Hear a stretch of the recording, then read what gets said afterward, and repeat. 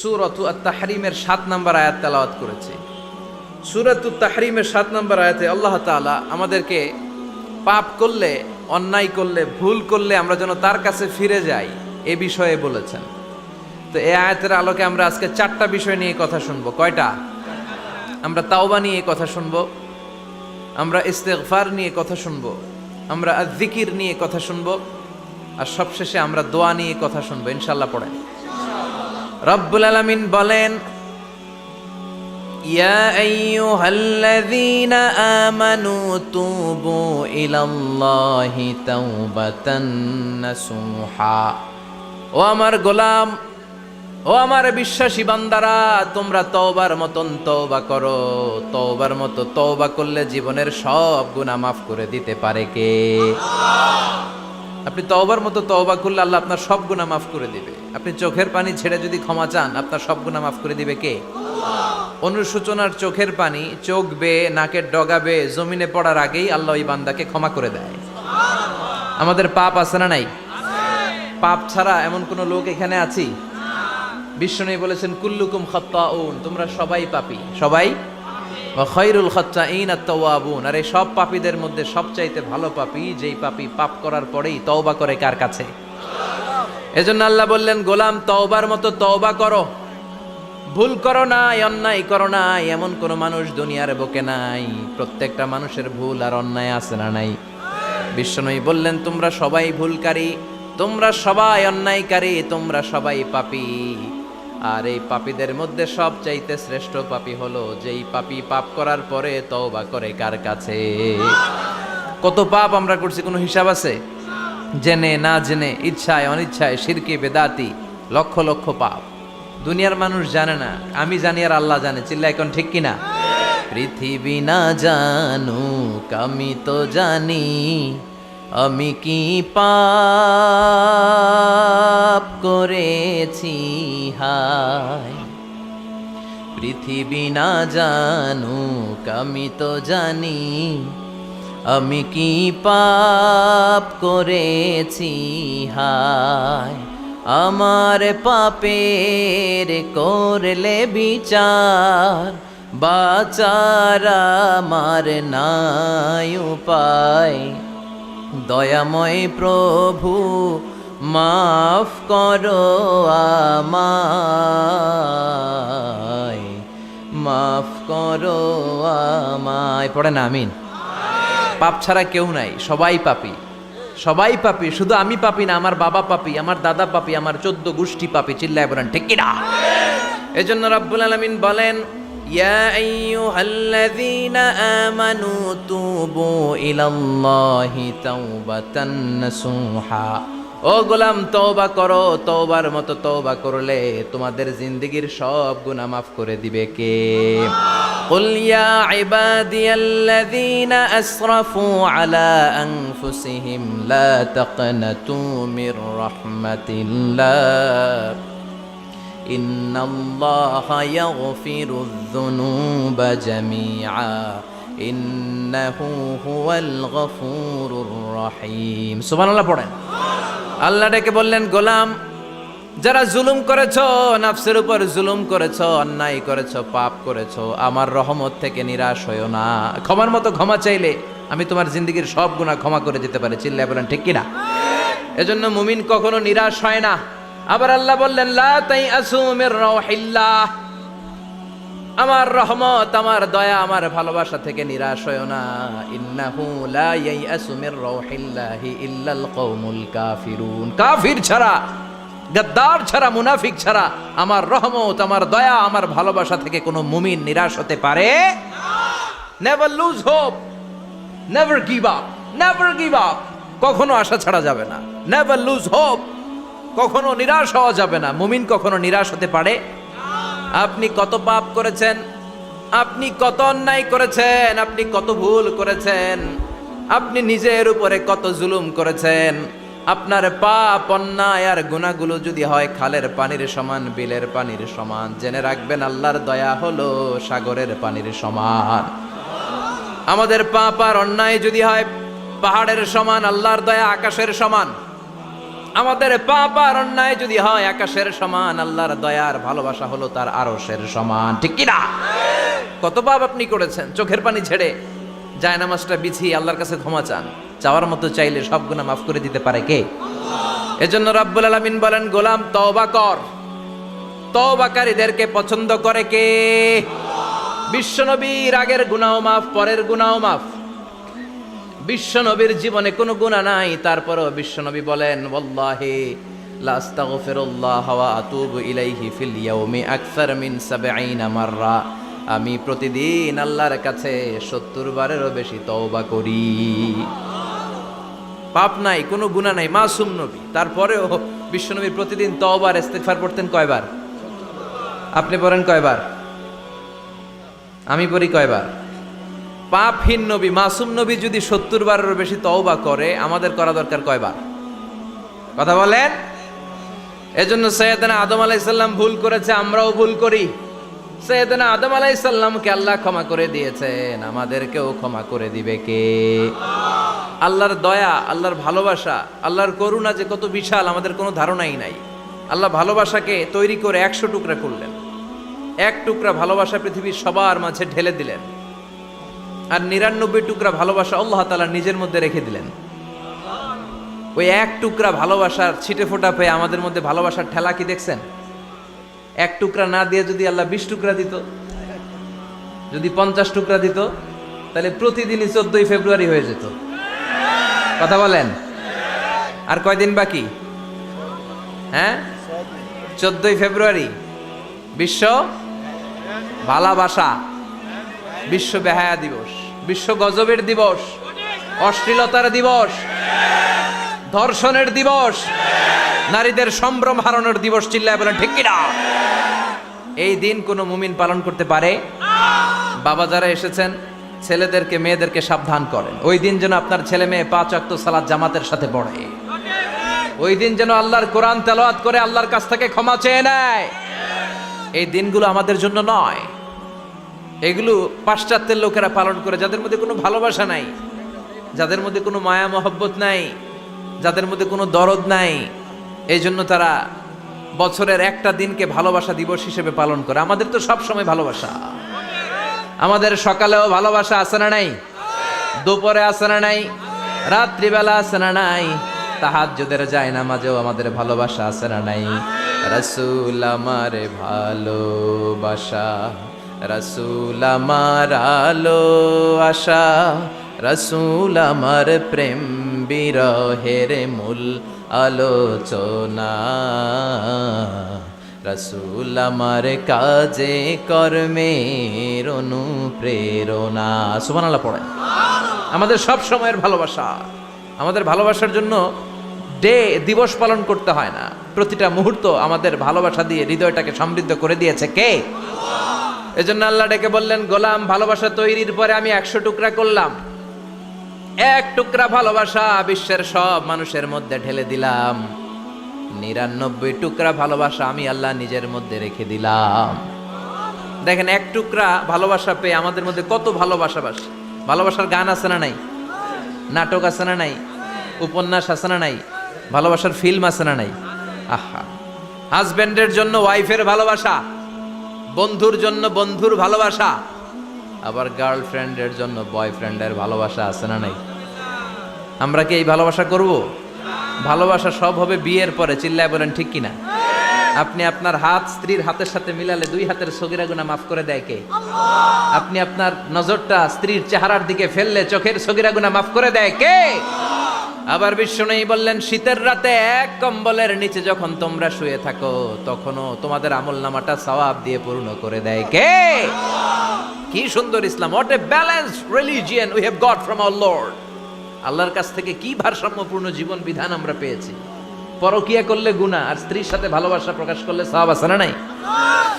আপনি ভালোবাসার কথা স্ত্রীকে বলবেন, স্ত্রীর প্রশংসা করবেন, তার সাথে খুনসুটি করবেন, সওয়াব আছে না নাই? কিন্তু ভাবির সাথে করলে গুনাহ আছে না নাই? শালীর সাথে করলে, কাজিনের সাথে করলে। আল্লাহ তুমি বুঝার তৌফিক দাও।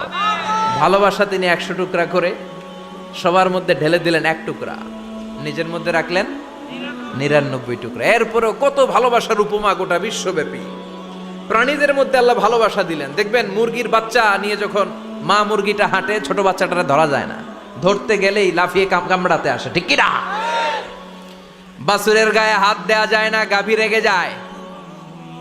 ছেলের জন্য ছেলেকে বাঁচাতে যে বাবা অ্যাক্সিডেন্ট করে মরে যায়, কলিজার টুকরা মেয়েটারে বাঁচানোর জন্য মা মরে যায়, আছে না নাই? আমি নিজে পেপার কাটিং এ পড়েছি, বন্যার পানিতে পানি খেতে খেতে মা শেষ। দুধের বাচ্চাটা মেয়েটারে বালতির মধ্যে ধরে মা মাথার উপরে তুলে ধরেছে, বন্যার পানি খেতে খেতে মা শেষ, বাচ্চা মরে নাই। তার মানে কলিজার টুকরা মেয়ের জন্য মা জীবন বিলিয়ে দিয়েছে। এক টুকরা ভালোবাসার ছিটে ফোঁটা তোমরা পেয়েছো।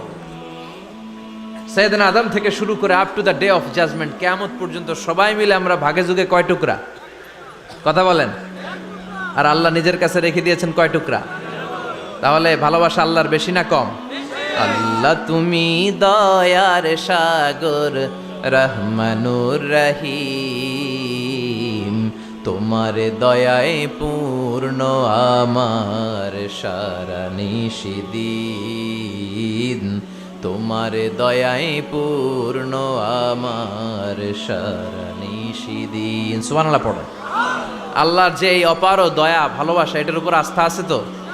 নাকি নিজের ঈমান আর আমলের উপর আস্থা রাখবেন? আমাদের আমল, আমাদের ইবাদত, আমাদের সালাত, যাকাত, এগুলো আমাদেরকে জান্নাতে নিতে পারবে? আমাদেরকে জান্নাতে নিতে পারে শুধুমাত্র কেবলমাত্র আল্লাহর দয়া আর ভালোবাসা। আমরা যে লোক দেখানো নামাজ পড়ি, ইবাদত করি, আল্লাহর কসম এটা মিজানের পাল্লা রেখে দিলে এটার কোনো ওজনই হবে না। আমাদের আশার জায়গা, ভরসার জায়গা একটা, সেটা হলো আল্লাহর দয়া। চিল্লায় বলেন ঠিক কি না? বনি ইসরাইলের এক আবেদ 100 বছর আল্লাহর ইবাদত করেছে।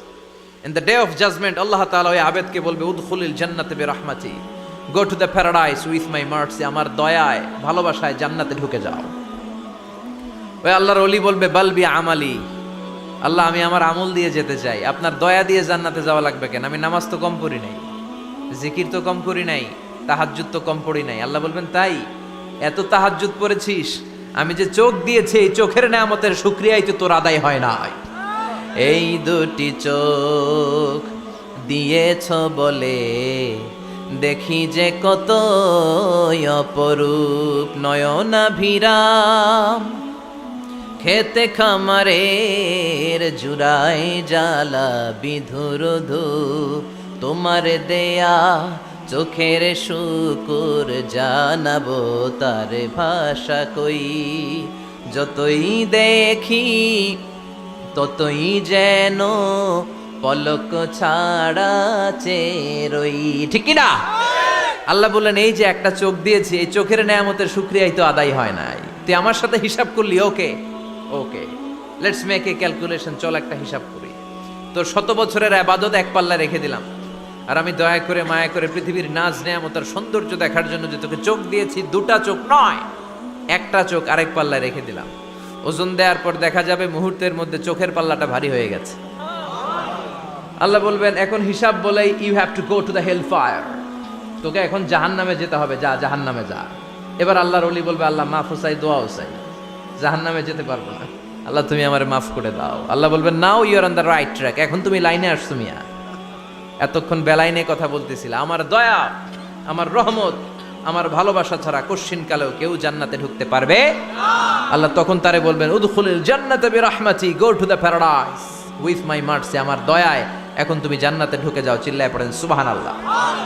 এজন্য মানুষ মাত্রই ভুল হবে, অন্যায় হবে। ভুল করা, পাপ করা, অন্যায় করা এটা দোষের কিছু না, কিন্তু পাপের উপর স্থায়ী থাকা হলো দোষের, ঠিক কিনা? শয়তান ভুল করেছে, অন্যায় করেছে, সাথে সাথে যদি শয়তান তওবা করতো, ইবলিস রেও মাফ করে দিত কে? কিন্তু সে মাফ চায় নাই, সে তার পাপের উপরে অটল ছিল, ঠিক কিনা? শয়তান আর ইনসান, এই দুয়ের মধ্যে মৌলিক পার্থক্য হচ্ছে এটা, শয়তান পাপ করে পাপের উপর স্থির থাকে, আর আমরা পাপ করে মাফ চাই কার কাছে? আমাদের জন্য মাফ চাওয়ার দরজা খোলা আছে না নাই? সকালে গুনাহ করছি, দুপুরে মাফ করে দিবে কে? দুপুরে পাপ করছি, রাতে মাফ চাইলে ক্ষমা করে দিবে কে? 24/7 সব সময় এই মাফ চাওয়ার দরজাটা খোলা আছে না নাই?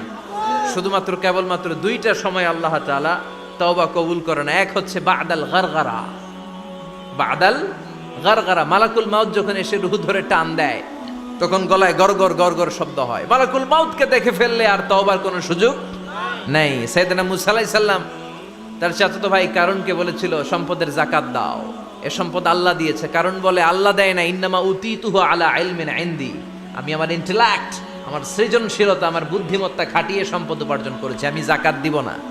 মুসা আলাইহিস সালাম বললেন তাহলে আযাবের অপেক্ষা করো। কারণ বলল পারলে আযাব নিয়ে আস। রব্বুল আলামিন বললেন ফাখাসাফনা বিহি ওয়া বিদারিহিল আরদ, ও মুসা নিরাপদ দূরত্বে তুমি সরে যাও, আমি এখনই কারুনকে তার সব সম্পদ সহ জামিনের মধ্যে দাবিয়ে দেব। কারণ তার সম্পদ সহ জামিনে দেবে যেতে লাগলো। আমি জায়গাটা নিজে দেখে এসেছি। মিশরের রাজধানী কায়রো থেকে 120 কিলো দূরে ফাইউম নামে একটা জেলা আছে, ওই জেলায় বহাইরা কারুন, কারুনের সব সম্পত্তি আল্লাহ জামিনে দাবিয়ে দিয়েছে। হাঁটু পর্যন্ত দেবে যায়, সে ভেবেছে আমি বেঁচে যাব। কোমর পর্যন্ত দেবে গিয়েছে, বেঁচে যাব। গলা পর্যন্ত যখন দেবে গিয়েছে আর বাঁচার সুযোগ নাই। কারণ কয় মুসা সব সম্পত্তি তোরে আর তোর আল্লাহরে দিয়ে দিলাম, আমারে বাঁচা, আমারে বাঁচা, আমি তওবা করলাম। তখন কি তওবার সময় আছে? কথা কন, বাদাল গারগারা, মালাকুল মাউতরে যখন দেখে ফেলবেন তখন তওবার সুযোগ আছে।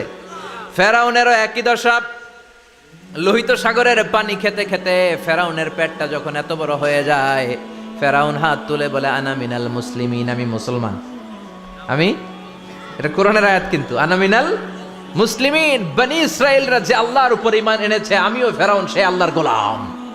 আল্লাহ বলে দ্য টাইম ইজ আপ, সময় শেষ, এখন তোমার ঈমান কবুল করা হবে। তার মানে বাদাল গারগারা তওবা কবুল হয় না। এই মৃত্যুর গড়গড়ানি আসার আগ পর্যন্ত চোখের পানি ছেড়ে যদি আল্লাহর কাছে ক্ষমা চান, জীবনের সব গুনাহ মাফ করে দিবে কে? শয়তান আল্লাহরে বলল মাবুদ এত জান্নাত বানিয়ে কি লাভ, আপনার একটা বান্দারও জান্নাতে ঢুকাতে পারবেন না। আমারে বানিয়েছেন জাহান্নামী, আমি আমার সর্বোচ্চ চেষ্টা দিয়ে আপনার সবগুলা বান্দারে জামাতে জাহান্নামে নিয়ে একসাথে ঢুকবো, পারলে জাহান্নাম আরো কয়েকটা বাড়িয়ে বানান। আল্লাহ বললেন কেন কেন? শয়তান বলে লা আকুদান্না লাহুম সিরাতাকাল মুস্তাকিম, আপনার বান্দা জামাতে নামাজ পড়তে যেতে চাইবে, ওখান থেকে ধোকার ওয়াসওয়াসা দিয়ে আমি গানের কনসার্টে নিয়ে যাব। তাফসীর মাহফিলে কোরআন শুনতে যেতে চাইবে, ধোকা দিয়ে আমি মদের আড্ডাখানায় নিয়ে যাব। ওয়ালা তাজিদু আকসারাহুম শাকিরিন, একটারেও জান্নাতে ঢুকাতে পারবেন না। চ্যালেঞ্জ দিলাম। আল্লাহ বলল শয়তান তুই আমারে চ্যালেঞ্জ দেস, আমি তো সব রাজার বড় রাজা মহারাজা, আমার সাথে তো কেউ চ্যালেঞ্জ দিয়ে টিকতে পারে না। চিল্লা এখন ঠিক কিনা? শয়তান তুই চ্যালেঞ্জ দিলি, আমিও তোর চ্যালেঞ্জ নিলাম। ওয়া ইজ্জতি ওয়া জালালি ওয়া ইরতিফাই মাকানি, আমার ইজ্জতের কসম, আমার জালালিয়াতের কসম, আমার মহানত্বের কসম, আমার ক্ষমতা আর দাপটের কসম, আজীবন আমার বান্দা গুনাহ করবে, পাপ করবে, অন্যায় করবে, কোন এক তাফসীর মাহফিলে এসে চোখের পানি ছেড়ে যখন ক্ষমা চাইবে, আমি জীবনের সব গুনাহ মাফ করে দেব। আমি আমার বান্দার জীবনের সব গুনাহ মাফ করে দিয়ে জান্নাতে ঢুকায় দেব। তখন তুই কি করবি? লাগফিরান্না লাহুম মা দামু ইস্তাগফিরুনি, যতক্ষণ আমার বান্দা আমার কাছে ক্ষমা চাইবে, আমি আমার বান্দার জীবনের সব গুনাহ মাফ করে দেব। সুবহানাল্লাহ পড়ে। এজন্য রব্বুল আলামিন বলেন ইয়া আইয়ুহাল্লাযীনা আমানু তুবু ইলাল্লাহি তাওবাতান নাসুহা, তওবার মতো তওবা করো। তওবার মতো তওবা করলে যত বড় অন্যায় হোক, পাপ হোক, গুনাহ হোক, সব গুনাহ মাফ করে দিতে পারে কে? সাইয়েদনা আদম আলাইহিস সালাম ভুল করলেন, শত শত বছর কাঁদলেন। আল্লাহ বললেন ও আদম কিছু বাক্য তোমারে শিখিয়ে দে, এই বাক্য দিয়ে তুমি আমার কাছে তওবা করো, তোমার তওবা কবুল করে নেব। সাইয়েদনা আদম পড়লেন রব্বানা, পড়েন রব্বানা যালামনা আনফুসানা ওয়া ইল্লাম তাগফির লানা ওয়া তারহামনা লানাকুনান্না মিনাল খাসিরিন। ও আল্লাহ আমি জুলুম করেছি নফসের উপর, ভুল করেছি, অন্যায় করেছি, অপরাধ করেছি, আপনি যদি ক্ষমা না করেন আমি শেষ হয়ে যাব। লানাকুনান্না মিনাল খাসিরিন, আমি ক্ষতিগ্রস্তদের মধ্যে শামিল হয়ে যাব। ঠিক কি না? এই আয়াত দিয়ে, এই দোয়া দিয়ে যখন সাইয়েদনা আদম তাওবা করলেন, মুহূর্তেই তাওবা কবুল করে নিয়েছে কে? আল্লাহ। আমরাও যদি পাপ করি, অন্যায় করি, আমাদেরও পাপগুলো মোচন করার একজন আছে না নাই? তিনি গাফিরিয যাম, কাবিলিত তাওব, ওনার কাজই হচ্ছে গুনাহ মাফ করা। শয়তানের কাজ ওয়াসওয়াসা দেওয়া, আমাদের কাজ পাপ করা, ওনার কাজ মাফ করা। আল্লাহ ডেকে বলে, গোলাম তোরা যদি পাপ না করতি আর বারবার মাফ না চাইতি, তাহলে তোদেরকে ধ্বংস করে দিয়ে জমিনের বুকে এমন একটা জাতি আমি বানাতাম যারা পাপ করতো আর মাফ চাইতো, আর আমি মাফ করতাম। সুবহানাল্লাহ পড়েন।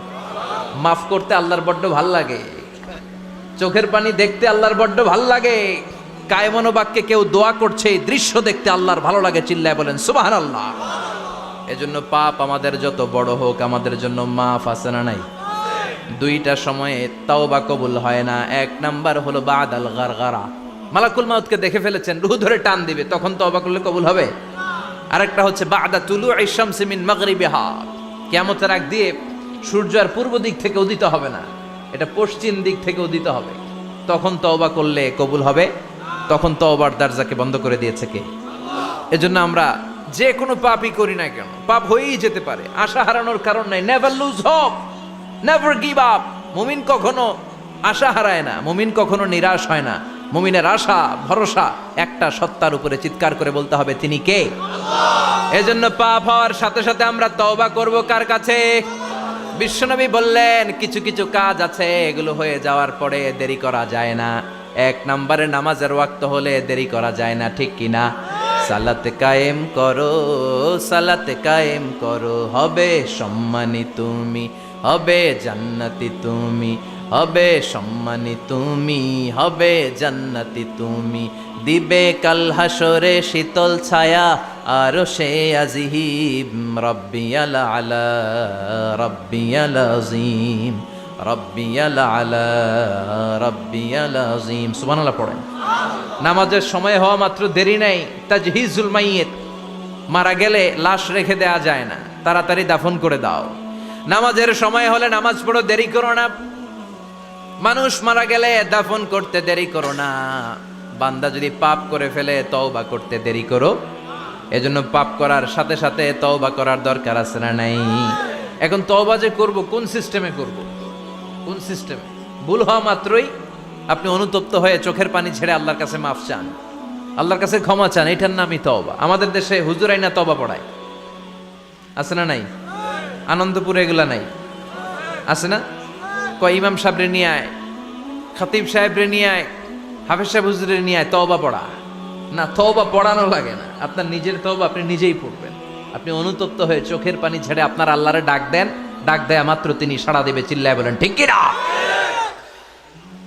ওলামা একরামরা তওবার 5টা শর্ত আরোপ করেছে। এই 5টা শর্তের আলোকে যদি তওবা করেন মুহূর্তের মধ্যেই তওবা কবুল করে নিবে কে? এক নাম্বার শর্ত হচ্ছে আল ইকরা, acknowledgement. You have to acknowledge that you are the great sinner in the world. এই পৃথিবীর সবচেয়ে বড় পাপী। 5টা শর্তের এক নাম্বার হচ্ছে আপনি স্বীকার জান, আল্লাহ আমার চেয়ে বড় পাপী আকাশের নিচে জমিনের উপরে দ্বিতীয়টা নাই। এমন কোনো পাপ নাই যে আমি করি নাই। আমার চেয়ে নাদান, আমার চেয়ে পিশাচ, আমার চেয়ে বড় পাপী দ্বিতীয়টা কেউ। অ্যাকনলেজ ইউর সিন, আপনি আপনার পাপগুলো স্বীকার করেন, নাম্বার 1। নাম্বার 2, আন-নাদাম, repentance. You have to be repentant for what you have committed from sins. যে পাপ করেছেন এই পাপের জন্য আপনি লজ্জিত হন। আপনি নিজেকে আল্লাহর কাছে ছোট করে পেশ করেন, আল্লাহরে ডেকে বলেন, আল্লাহ আমি আপনার গোলাম, গোলামের ঘরের গোলাম, বান্দির ঘরের গোলাম, আমারে মাফ করে দেন, আমি লজ্জিত, আমি অনুতপ্ত। তাহলে 1 নম্বর শর্ত আপনি ঘোষণা দেন যে আপনি পাপ করেছেন। 2 নম্বর শর্ত আপনাকে অনুতপ্ত হতে হবে যে আল্লাহ আমি পাপ করে ফেলেছি। 3 number, you have to stop what you have committed. যে পাপ আপনি শুরু করেছেন এটা বন্ধ করে দেন। আপনি সুদের জন্য সুদ খাইছেন, আল্লাহর কাছে তওবা করলেন, আবার সুদ খাওয়া চালিয়েও যাচ্ছেন, এই তওবা কবুল হবে? সুদ খাওয়া আগে বন্ধ করেন। আপনি ঘুষ খেয়েছেন, এই ঘুষ খাওয়ার কারণে আপনি আল্লাহর কাছে তওবা করলেন কিন্তু ঘুষ খেয়েই যাচ্ছেন, এই তওবা কবুল হবে? 3 নাম্বার হচ্ছে you have to stop what you have committed. আপনি যেই পাপ করেছেন এটাকে বন্ধ করেন। 4 নাম্বার শর্ত, you have to hate what you have committed. আপনি যেই পাপটা করেছেন এটাকে মন থেকে ঘৃণা করেন, ওইটারে মন থেকে ঘৃণা করতে হবে। 5 নাম্বার শর্ত হচ্ছে you have to determine that you never repeat this sin again. আল্লাহর কাছে ওয়াদা দেন, কমিটমেন্ট দেন যে আল্লাহ পারতপক্ষে আমার জীবনে আর এই কাজটা করব। এই 5টা শর্তের আলোকে তওবা করলে কবুল করবে কে? 1 নম্বরে স্বীকার জান আল্লাহ আমি পাপী।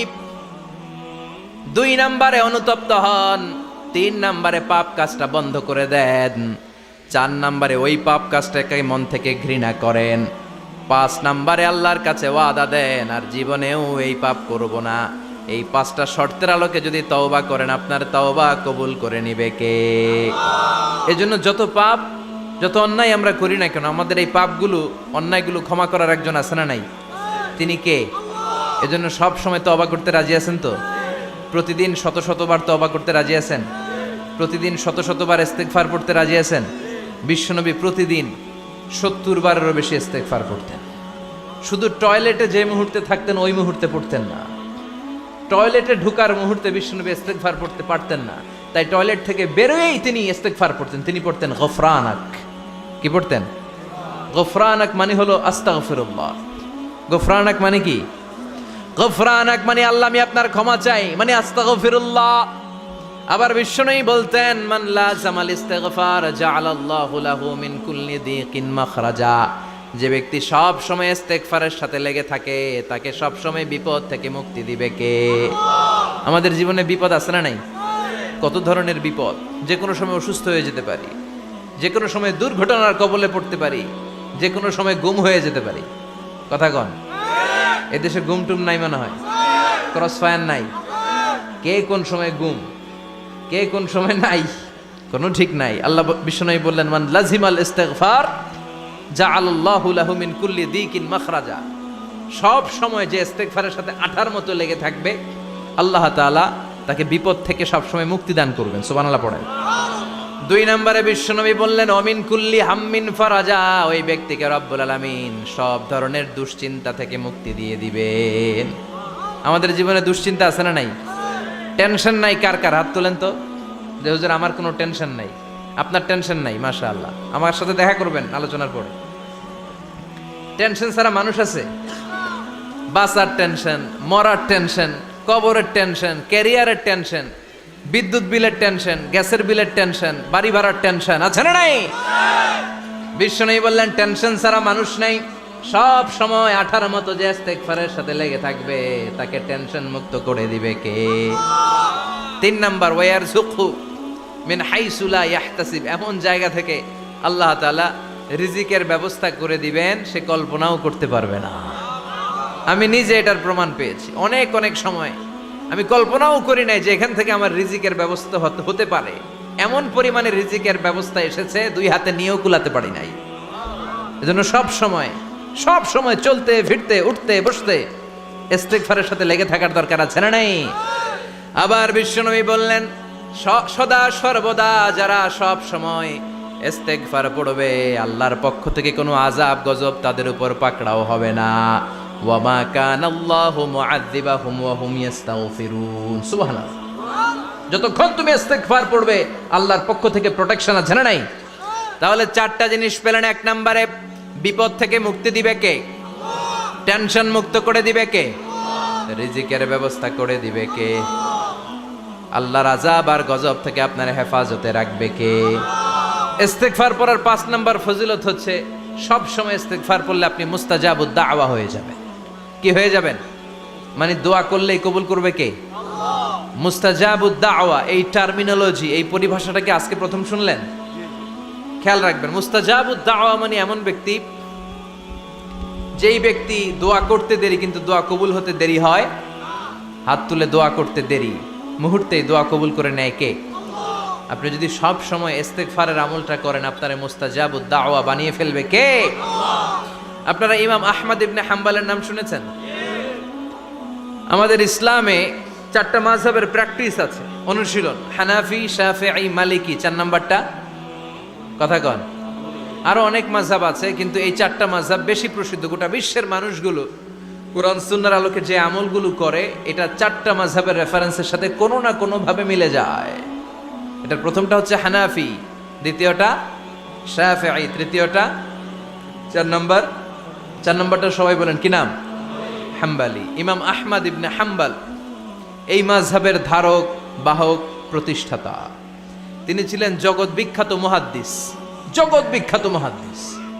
ওনার পুরো জীবনটা উনি হাদিস সংগ্রহের কাজে ব্যয় করেছেন। এবং একক স্বতন্ত্র হাদিসের গ্রন্থ হিসেবে পৃথিবীর সবচাইতে বড় যে হাদিসের কিতাব, ওইটার নাম হচ্ছে মুসনাদে আহমদ ইবনে হাম্বল। যারা আলেম ওলামা আছেন জানেন না, মুসনাদে আহমদ ইবনে হাম্বল, এটার মধ্যে প্রায় 40,000 হাদিসের কম্পাইলেশন আছে।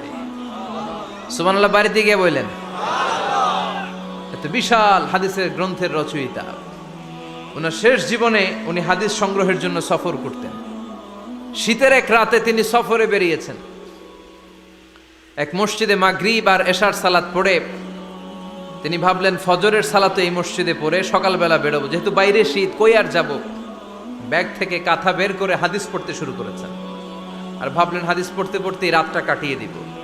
কিন্তু মসজিদের দারোয়ান এসে বলে, মুরব্বী, মসজিদে তো থাকা যাবে না, আপনি বেরোন। আহমদ ইবনে হাম্বল অনুনয় বিনয় করলেন যে তোর কাছে হাত জোর করে ক্ষমা চাই বাবা, এই শীতের রাতে আমারে বের করে দিস না, আমি রাতটা মসজিদে কাটাতে চাই। আমি ফজরের নামাজেরও মুসল্লি এই মসজিদের, আমি ফজর পরে তারপরে যাব। দারোয়ান সে না ছোট বান্দা, সে বলে না, মসজিদে থাকতে পারবেন না, বেরোন বেরোন, না বেরোলে গাঠটি সহ ঘাট ধাক্কা দিয়ে বের করে দেবে। চিনতে পারে নাই যেটা মুহাদ্দিস উদ্দাহার, এ যুগের সর্বশ্রেষ্ঠ মুহাদ্দিস ইমাম আহমদ ইবনে হাম্বল। এখন উনি আর কি করবেন, কিছু করতে না পেরে ব্যাগ নিয়ে বেরোয় গেলেন। প্রচন্ড শীতের রাতে, কনকনে শীতে তিনি কাঁপছেন। হাঁটতে হাঁটতে চলতে চলতে হঠাৎ দেখলেন একটা বাজার। ওই বাজারে এক খাব্বাজ, রুটির দোকানদার, শাবুন খাব্বাজ, যুবক রুটি বানাচ্ছে। যে সালাম দিলেন, আসসালামু আলাইকুম। বাবা, শীতের রাতে বিপদে পড়েছি, যাওয়ার জায়গা নেই। তোমার যে চুলাতে তুমি রুটি বানাও, এই চুলার পাশে বসে যদি সারা রাত আমি কাটিয়ে দেই আর চুলা থেকে আগুন পোয়াই, তোমার কি কোনো ক্ষতি হবে? যুবক বলেন, না না, কোনো ক্ষতি হবে না। আহলান ওয়া সাহলান, ইয়া মারহাবান বিক, খোশ আমদেদ, এটা তো খুশ নসিব আমার, আপনি আগুন পোহালে আমার সমস্যা কি, আসেন। ইমাম আহমদ ইবনে হাম্বল যুবককে শুকরিয়া জানিয়ে, আল্লাহর শুকরিয়া করে চুলার পাশে বসে আবার হাদিস পড়তে লাগলেন। কিন্তু তিনি লক্ষ্য করলেন যে যুবকটা একটু পর পর আওয়াজ করে পড়ে আস্তাগফিরুল্লাহ। কি পড়ে? আটা দিয়ে রুটি বানায়, পড়ে আস্তাগফিরুল্লাহ। রুটির খামির বানায়, পড়ে আস্তাগফিরুল্লাহ। খামিরগুলো দলা বেঁধে গোল গোল করে সাজিয়ে রাখে, আর কি পড়ে? বেলুন দিয়ে এগুলোর বলে চুলার ভিতরে ঢুকায় দেয়, আর কি পড়ে?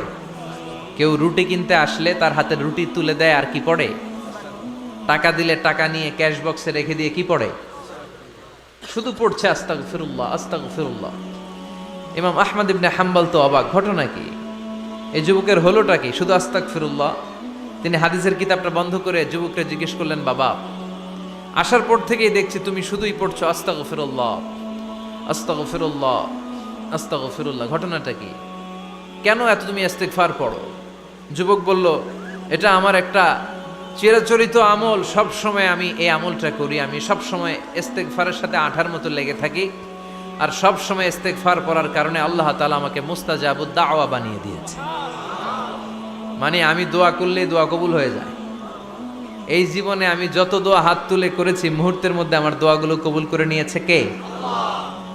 শুনে তো ইমাম আহমদ ইবনে হাম্বল অবাক, বলে কি, আনতা মুস্তাজাবুদ দাওয়া, তুমি মুস্তাজাবুদ দাওয়া, তুমি দোয়া করলেই কবুল? না, আনা মুস্তাজাবুদ দাওয়া, হ্যাঁ আমি দোয়া করলেই কবুল হয়ে যায়। তুমি জীবনে যা দোয়া করেছো সব পেয়েছো? হ্যাঁ, আমি জীবনে যা দোয়া করেছি আমি সব পেয়েছি, সব দোয়া কবুল হয়েছে আমার জীবনে, শুধু একটা দোয়া ছাড়া। ইমাম আহমদ ইবনে হাম্বলের কৌতূহল আরো বেড়ে গেল। সব দোয়া তোমার কবুল হয়েছে, একটা দোয়া কবুল হয় নাই, সেটা আবার কি? যুবক বলতে আরম্ভ করলো, আমার যে দোয়াটা কবুল হয় নাই সেটা হচ্ছে আমি আল্লাহর কাছে অনেকবার দোয়া করেছি, আল্লাহ শুনেছি এই জামানার সবচেয়ে বড় মুহাদ্দিস, তার নাম নাকি ইমাম আহমদ ইবনে হাম্বল। আল্লাহ তোমার কাছে আমার আকুতি, তোমার কাছে আমার মিনতি, আমি যেন এত বড় মুহাদ্দিসের হাতে হাত রেখে মুসাফা করতে পারি আর তার কপালে একটা চুমু দিতে পারি। আমার এই দোয়াটা আজও কবুল হয় নাই, আজও আল্লাহ তাআলা এই দোয়াটা কেন যে কবুল করে না আমি জানি না। একথা শুনে ইমাম আহমদ ইবনে হাম্বল আবেগপ্রবণ হয়ে গেলেন, আর নিজেকে ধরে রাখতে পারলেন না, চোখের পানি ছেড়ে দিলেন আর বললেন, ইয়া শাব, হে যুবক, আহমদ ইবনে হাম্বলের সাথে দেখা করার জন্য তোমার আহমদ ইবনে হাম্বলের দরবারে যাওয়ার দরকার নাই, তোমার এই দোয়াটাও আল্লাহ কবুল করে নিয়েছে। আহমদ ইবনে হাম্বল দেখা দেওয়ার জন্য তোমার দরবারে ছুটে এসেছে। আনা আহমদ ইবনে হাম্বল, মুহাদ্দিসুদ দাহর, আমি হচ্ছে আহমদ ইবনে হাম্বল। যুবকও নিজেকে ধরে রাখতে পারে না, চোখের পানি ছেড়ে দিয়ে ওই যুগের সবচাইতে বড় মুহাদ্দিসকে জড়িয়ে ধরে হাতের মধ্যে হাত রেখে মুসাফা করে আহমদ ইবনে হাম্বলের কপালে চুমুকে দেয়। আর আহমদ ইবনে হাম্বলের কাছে দোয়া চেয়ে বলল, ও ইমাম, রব্বুল আলামিন আমার জীবনের কোন দোয়া আজকে আর বাকি রেখে দেন নাই। এই যেই দোয়াটা বাকি ছিল এই দোয়াটাও আল্লাহ কবুল করে নিয়েছে। এই দোয়াটাও কবুল, মুস্তাজাবুদ দাওয়া। আপনি সব সময় যদি ইস্তেগফারের সাথে আঠার মতো লেগে থাকতে পারেন, আপনি দোয়া করা মাত্র দোয়া কবুল করে নেবে কে? এজন্য সব সময় অবসরে বসে আছেন, বাস স্টেশনে বসে আছেন, সিএনজিতে চড়ে এক জায়গা থেকে আরেক জায়গায় যাচ্ছেন, বিছানায় শুয়ে আছেন, পড়বেন আস্তাগফিরুল্লাহ। কি পড়বেন?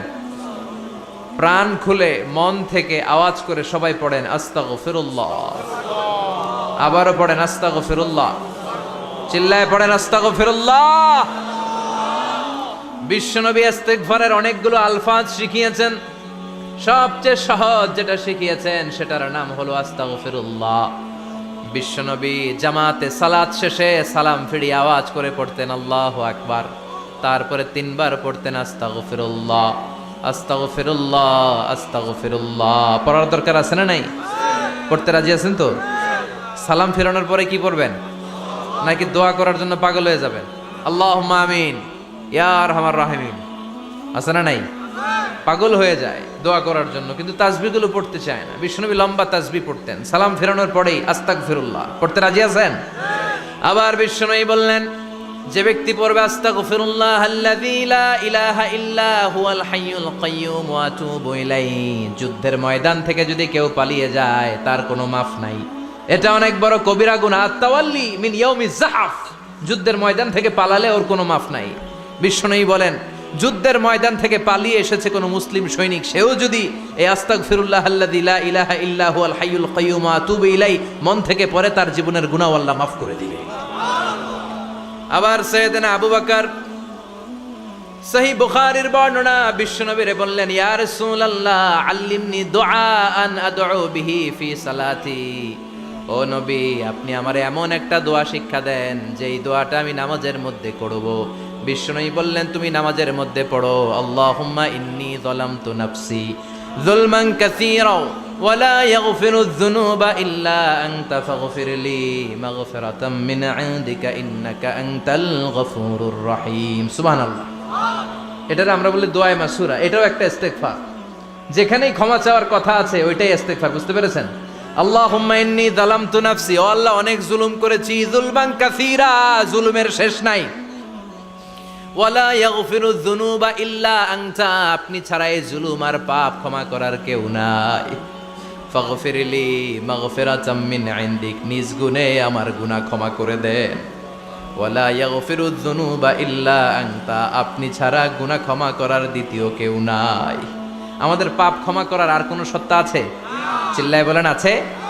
আবার বিশ্বনবী বললেন, যত ইস্তেগফার আছে সব ইস্তেগফারের সেরা সর্বশ্রেষ্ঠ ইস্তেগফারের নাম সাইয়্যিদুল ইস্তেগফার। কি নাম? সহিহ বুখারীর বর্ণনা, শাদ্দাদ ইবনে আউস রাদিয়াল্লাহু তাআলা আনহু বর্ণনা করে বলেন, কেউ যদি দিনের বেলা একবার সাইয়্যিদুল ইস্তেগফার পড়ে, ওই দিন যদি লোকটার মৃত্যু হয়ে যায়, মুহূর্তের মধ্যে লোকটার জান্নাতি ঘোষণা দিয়ে দিবে কে? রাত্রি বেলা যদি কেউ সাইয়্যিদুল ইস্তেগফার একবার পড়ে, ওই রাতে ইন্তেকাল হলে তার জীবনের সব গুনাহ মাফ করে দিয়ে ওই লোকটারেও জান্নাতি করে দিবে কে? দিনে যদি সাইয়্যিদুল ইস্তেগফার একবার পড়েন, ওই দিনে ইন্তেকাল করলে আপনি জান্নাতি। রাতে যদি সাইয়্যিদুল ইস্তেগফার কেউ পড়েন, ওই রাতে ইন্তেকাল হলে আপনি জান্নাতি। এটা সহিহ বুখারীর বর্ণনা। সব ইস্তেগফারের রাজা, শ্রেষ্ঠ ইস্তেগফার। মুখস্থ আছে না? কার কার মুখস্থ আছে? হাত তুলেন। সাইয়্যিদুল ইস্তেগফার মুখস্থ আছে কার? মাশাআল্লাহ, তাবারাকাল্লাহ। এটা আপনাদের বাড়ির কাজ দিলাম। যাদের মুখস্থ নাই তারা গুগলে সার্চ করবেন সাইয়্যিদুল ইস্তেগফার, লেখা মাত্রই পেয়ে যাবেন। বইতে আছে, বিভিন্ন ইসলামিক দোয়ার বইতে আছে, গুগলে ইউটিউবে সার্চ দিলে পেয়ে যাবেন। এই সাইয়্যিদুল ইস্তেগফার প্রতিটা মুমিনের অন্তরে থাকার দরকার আছে না নাই? আল্লাহুম্মা আনতা রাব্বি লা ইলাহা ইল্লা আনতা খালাকতানি ওয়া আনা আবদুক ওয়া আনা আলা আহদিকা ওয়া ওয়া'দিকা মাস্তাতা'তু আউযু বিকা মিন শাররি মা সানা'তু আবুউ লাকা বিনি'মাতিকা আলাইয়া ওয়া আবুউ লাকা বিযামবি ফাগফির লি ফাইন্নাহু লা ইয়াগফিরুয যুনুবা ইল্লা আনতা। সুবহানাল্লাহ পড়েন। এটার নাম সাইয়্যিদুল ইস্তিগফার। এটার নাম কি? কত হাবিজাবি দোয়া যে বানায় বানায় পড়ে তার শেষ নাই। বিশ্বনবী যে দোয়াগুলো শিখাইয়া দিলেন, এগুলো পড়তে সালাত শেষে 1 ঘন্টা সময় লাগবে আপনার। 1 ঘন্টার আগে মুসল্লা থেকে ওঠার কোনো সুযোগ নাই। চিল্লায় বলেন ঠিক কিনা?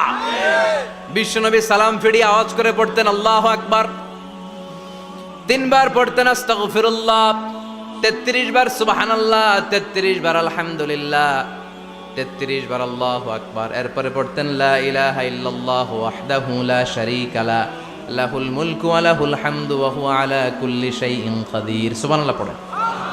একবার আয়াতুল কুরসি পড়তেন। মান খারাব আয়াতুল কুরসি দুবুরা কুল্লি সালাতিন মাকতুবাতিন লাম ইয়ামনাহু মিন দুখুলিল জান্নাতি ইল্লাল মাউত। আয়াতুল কুরসি মুখস্থ না সবার? প্রত্যেক ফরজ সালাতের পরে কেউ যদি একবার আয়াতুল কুরসি পড়ে, তার জান্নাতে ঢুকার ক্ষেত্রে আর কোনো বাধা নাই, একটা জিনিস ছাড়া, সেটা হলো মরণ, মৃত্যু। লোকটা মরে না তাই জান্নাতে যায় না, মরলেই জান্নাতি। আয়াতুল কুরসি পড়বেন তো? সালাত শেষে বিশ্বনবী বলতেন আল্লাহুম্মা ইন্না নাসআলুকাল হুদা ওয়াত তুকা ওয়াল আফাফা ওয়াল গিনা আল্লাহুম্মা আ'ইন্না আলা যিকরিকা ওয়া শুকরিকা ওয়া হুসনি ইবাদাতিক আল্লাহুম্মা লা মানিআ লিমা আ'তাইতা ওয়া লা মু'তিয়া লিমা মানআতা ওয়া লা ইয়ানফা'ু যাল জাদ্দি মিনকাল জাদ আল্লাহুম্মা হাব্বিব ইলাইনাল ঈমান ওয়া যায়্যিনহু ফি কুলুবিনা وكره إلينا الكفر والفسوق والعصيان وجعلنا من الراشدين। সুবহানাল্লাহ পড়ে। অভাব নাই, সহি দোয়ার অভাব নাই। এগুলো থুইয়া বানায় বানায় আন্দাজে মান্দাজে দোয়া কালাম পড়ে। এজন্য মাসনুন যে দোয়াগুলো আছে এগুলো পড়বেন তো। সাইয়্যিদুল ইস্তিগফার মুখস্থ করবেন? কথা দিছেন তো? কথা দিছেন? কারা কারা মুখস্থ করবেন হাত তুলে আমার আল্লাহর দেখান। রাজি আছেন মুসলমান? আল্লাহ সবাইকে কবুল করুন। আমরা পড়ি আমিন। আবার আল্লাহ বললেন ওয়াল মুস্তাগফিরিনা বিল আসহার, ওয়াল মুস্তাগফিরিনা বিল আসহার। আমার প্রিয় বান্দারা শেষ রাতে চোখের পানি ছেড়ে তাহাজ্জুদের নামাজে যায়, নামাজ ভিজায়, আর শেষ রাতে ইস্তিগফার পড়ে, ঠিক কিনা? তাহাজ্জুদের যায় নামাজে মরণ দিও প্রভু আমায়, একামতে দিনের কাজে কবুল করে নিও আমায়। তাহাজ্জুদের যায় নামাজে মরণ দিও প্রভু আমায়, একামতে দিনের কাজে কবুল করে নিও আমায়। সুবহানাল্লাহ পড়ে। যেই নবীর কোনো পাপ নাই, যেই নবীর কোনো অন্যায় হয় নাই, গুনাহ হয় না, ওই নবীকেও আল্লাহ ইস্তিগফার করার অর্ডার করেছেন। রব্বুল আলামিন বলেন ফাসাব্বিহ বিহামদি রাব্বিকা ওয়াস্তাগফিরহু ইন্নাহু কানা তাওয়াবা। ফাসাব্বিহ, নবী তাসবিহ পড়েন, বিহামদি রাব্বিকা, রবের নামে, রবের প্রশংসার তাসবিহ পড়েন, ওয়াস্তাগফিরহু, তার কাছে ক্ষমা চান, ইস্তিগফার পড়েন। ওয়াস্তাগফিরহু, ফাসাব্বিহ বিহামদি রাব্বিকা ওয়াস্তাগফিরহু। নবী আপনি ইস্তিগফার পড়েন। যে নবীর কোনো গুনাহ নাই, ওই নবীকে যদি আল্লাহ ইস্তিগফার পড়ার অর্ডার করতে পারেন, আমাদের ইস্তিগফার পড়ার দরকার আছে না নাই? প্রতিদিন কম করে 100 বার ইস্তিগফার পড়ব। কয়বার? চিল্লায় বলেন কয়বার? আওয়াজ করে সবাই আবার পড়েন আস্তাগফিরুল্লাহ, আর জোরে পড়েন আস্তাগফিরুল্লাহ। এজন্য পাপ হোক, অন্যায় হোক, শয়তানের ওয়াসওয়াসায় পড়ে নামাজ ছেড়ে দিয়েছি, মিথ্যা কথা বলেছি, আব্বা আম্মার সাথে বেয়াদবি করেছি, জুলুম করেছি, মুহূর্তেই চোখের পানি ছেড়ে 2 রাকাত নামাজ পড়ে তওবা করে ইস্তিগফার পড়ে ক্ষমা চাইবো কার কাছে? চিল্লায় বলেন কার কাছে? এগুলো হচ্ছে মুমিনের হাতিয়ার। এই তাওবা, এই ইস্তিগফার, this is the weapon of believers. এগুলো বিশ্বাসীদের হাতিয়ার। তলোয়ার, ড্রোন হামলা, মিসাইল, AK-47 এগুলো আমাদের হাতিয়ার নয়। আমাদের আসল হাতিয়ার হচ্ছে তওবা, আমাদের আসল হাতিয়ার হচ্ছে ইস্তিগফার, আমাদের আসল ওয়েপন হচ্ছে জিকির। চিল্লায় বলেন ঠিক কিনা? আর জিকিরটা হতে হবে একজনের নামে। চিল্লায় বলেন তিনি কে? ওয়াযকুর রাব্বাকা ফি নাফসিকা তাদাররুআ ওয়া খীফা ودون الجهر بالقول بالغدو والآصال ولا تكن من الغافلين আল্লাহ বললেন ওয়াজকুর রাব্বাকা ফি নাফসিকা তাদাররুআন ওয়া খীফা, আল্লাহর জিকির করো, আল্লাহর নাম জপো মনে মনে বিনয়ের সাথে, গোপন ভাবে, চিৎকার চেঁচামেচি করো না। কিন্তু আমাদের জিকিরের ভেতরে চিৎকার চেঁচামেচি আছে না নাই? আমরা মাহফিলের মধ্যে মাঝে মাঝে লা ইলাহা ইল্লাল্লাহর জিকির করাই না আওয়াজ করে, এটা হচ্ছে তালিমান, তালিমের জন্য জায়েজ আছে। কিন্তু শ্রেষ্ঠ জিকির হচ্ছে একা একা জিকির করা। আল্লাহ বললেন তাদাররুআন ওয়া খীফা, কোরআনের আয়াত, তাদাররুআন ওয়া খীফা, with full of humility and humbleness, বিনয়ের সাথে জিকির করো, খীফা, গোপনে গোপনে, দুনাল জাহারে বিল কওল, চিৎকার না করে। কিন্তু চিৎকার করে লাফিয়ে লাফিয়ে জিকির করে দেশে আছে না নাই? কথা বলেন। ইন্নাল্লাহ জামিল ওয়া ইউহিব্বুল জামাল, আল্লাহ নিজের সুন্দর আর সব সুন্দরকে আল্লাহ পছন্দ করেন। দেখবেন এদেশে কিছু জিকির আছে ওইটার মধ্যে আল্লাহর নাম বোঝা যায় না, আছে না নাই? হুই হাই করে লাফালাফি করে, এই যে হুই হুই হুই হুই যে করে, এই হুই হুই এর মধ্যে আল্লাহর নাম আছে? কথা কন। যেই শব্দে আল্লাহর নাম নাই ওটা দিয়ে জিকির করা যাবে? কত ধরনের ভয়ঙ্কর জিকির। আবার জিকিরও করে বাঁশের উপরও লাফায়। যিনি জিকির পরিচালনা করে তার কাঁধের উপর যে চেপে বসে আছে না নাই? এটা কি জিকিরের সৌন্দর্য? কথা বলেন। আমরা জিকির করব ওই পন্থায় যে পন্থায় বিশ্বনবী করেছেন, সাহাবারা করেছেন। বিশ্বনবী জিকির করতেছেন, সাহাবারা জিকির করতে করতে বিশ্বনবীর কান্দে উঠছে, আছে না হাদিসে? সাহাবারা জিকির করতে করতে খেজুর গাছের চূড়ায় উঠেছে। কথা বলেন। জিকিরের মধ্যে সৌন্দর্য আছে না নাই? এজন্য জিকিরের সৌন্দর্যগুলো অবলম্বন করে যেন আমরা আল্লাহরে ডাকতে পারি। চিল্লায় বলেন ঠিক কিনা? এজন্য রাব্বুল আলামিন বলেন ফাযকুরুনি আযকুরকুম ওয়াশকুরুলি ওয়ালা তাকফুরুন, বেশি বেশি আমার জিকির করো তাইলে আমিও তোমাদের জিকির করব। আমরা আল্লাহরে ডাকলে আল্লাহ নাকি আমগরে ডাকে? ভাল লাগে? আল্লাহ বললেন ফাইন যাকারানি ফি নাফসি যাকারতুহু ফি নাফসি, আমার বান্দা যদি একা একা আমার জিকির করে আমি আমার বান্দার একা একা জিকির করি। আমার বান্দা যদি মহাসম্মেলনে মহাসমাবেশে সবাই রে নিয়ে আমারে ডাকে, আমি এর চাইতো শ্রেষ্ঠ একটা মহাসম্মেলন ফেরেশতাদেরকে নিয়ে করে আমার বান্দার জিকির করি। ওয়া ইন তাকাররাবা ইলাইয়া শিবরান তাকাররাবতু ইলাইহি যিরাআন, আমার কোন বান্দা আমার দিকে যদি 1 বিঘত এগিয়ে আসতে চায় আমি আমার বান্দার দিকে 1 হাত এগিয়ে যেতে চাই। আমার বান্দা যদি আমার দিকে 1 হাত এগিয়ে আসে আমি আমার বান্দার দিকে 2 হাত এগিয়ে যাই। ওয়া ইন আতানি ইয়ামশি আতাইতুহু হারওয়ালা, আমার বান্দা যদি আমার দিকে হেঁটে হেঁটে আসতে চায় আমি আমার বান্দার কাছে দৌড়ে দৌড়ে যাই। কি আল্লাহ আমরা পাইছি, ডাকা মাত্রই তিনি সাড়া দেয়। চিল্লায় বলেন ঠিক কিনা? এজন্য সব সময় আল্লাহর জিকির দিয়ে হৃদয়টারে সিক্ত রাখার দরকার আছে না নাই? বিশ্বনবী বললেন লা ইয়াজালু লিসানুকা রাতবান মিন যিকরিল্লাহ, সব সময় আল্লাহর জিকির দিয়ে জিহ্বাটারে ভিজায় রাখো। জিকির করেন লা ইলাহা ইল্লাল্লাহ, লা ইলাহা ইল্লাল্লাহু মুহাম্মাদুর রাসূলুল্লাহ সাল্লাল্লাহু মাসালুল লাযী ইয়াযকুরু রাব্বা ওয়াল্লাযী লা ইয়াযকুরু রাব্বা মাসালুল হাইয়্যি ওয়াল মাইয়্যিত, যে হৃদয় আল্লাহর জিকির করে আর যে হৃদয় জিকির করে না। বিশ্বনবী বললেন 2 হৃদয়ের পার্থক্য হচ্ছে একটা জীবিত হৃদয় আর একটা মৃত হৃদয়। এখন আপনার হৃদয়কে আপনি কি জিন্দা রাখতে চান না মুর্দা বানাতে চান? আবার আল্লাহ বললেন আলা বিযিকরিল্লাহি তাতমাইন্নুল কুলুব, দুনিয়ার কোন জিনিস দিয়ে কলবের পরিচ্ছন্নতা হয় না। দুনিয়ার কোন জিনিস দিয়ে কলব পরিচ্ছন্ন হয় না, কলবের খাদ্য হয় না। কলবের খাদ্য হয় একটা জিনিস দিয়ে, সেটা কি? আল্লাহর জিকির। এজন্য কলবের মধ্যে কি বসাবেন? নাকি আয়না? আয়না বসাইয়া দে মোর কলবের ভিতর বাবারে। কথা কন। আয়না বসাইতে চাই, আছে না নাই? তোর বাবার কলবেই তো আয়না নেই, তোরে কি আয়না দিব? বিশ্বনবী কলবে আয়না বসাইছে, সাহাবারা আয়না বসিয়েছে, আবু হানিফা কলবের ভেতরে আয়না বসিয়েছে, ইমাম শাফিঈ কলবে আয়না বসিয়েছে। কলবে আল্লাহর জিকির ছাড়া কোনো আয়না ফায়না বসানো চলবে না। চিৎকার করে বলেন ঠিক কি না? আবার বিশ্বনবী বললেন আফদালুয যিকরি লা ইলাহা ইল্লাল্লাহ, জিকিরের জগতে যত জিকির আছে শ্রেষ্ঠ জিকির হলো লা ইলাহা। মান ক্বালা লা ইলাহা ইল্লাল্লাহ সিদকান মিন কলবিহি দাখালাল জান্নাহ। ঈমানের সাথে ইখলাসের সাথে একবার কেউ যদি লা ইলাহা ইল্লাল্লাহ পড়ে তার জন্য জান্নাতকে ওয়াজিব করে দিবে কে? এটার নাম কালিমাতে তাইয়্যিবা। কি নাম?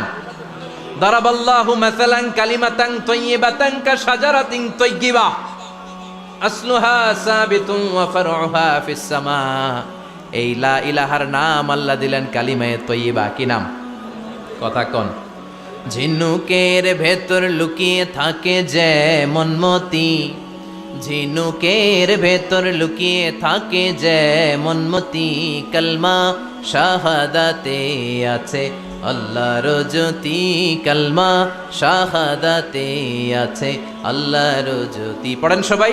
ঝিনুকের ভেতর লুকিয়ে থাকে যেমন মতি, ঝিনুকের ভেতর লুকিয়ে থাকে যেমন মতি, কালমা শাহাদাতে আছে আল্লাহর জ্যোতি, কালমা শাহাদাতে আছে আল্লাহর জ্যোতি। সুবহানাল্লাহ পড়ে। তাহলে জিকিরের জগতে সবচেয়ে শ্রেষ্ঠ জিকিরের নাম চিল্লায় বলেন কি নাম? সাইয়েদনা মুসা আলাইহিস সালাম আল্লাহর ডেকে বললেন মাবুদ। সহিহ ইবনে হিব্বান, মুস্তাদরেকে হাকিম, দুইটা সহিহ হাদিসের গ্রন্থে হাদিসটা এসেছে।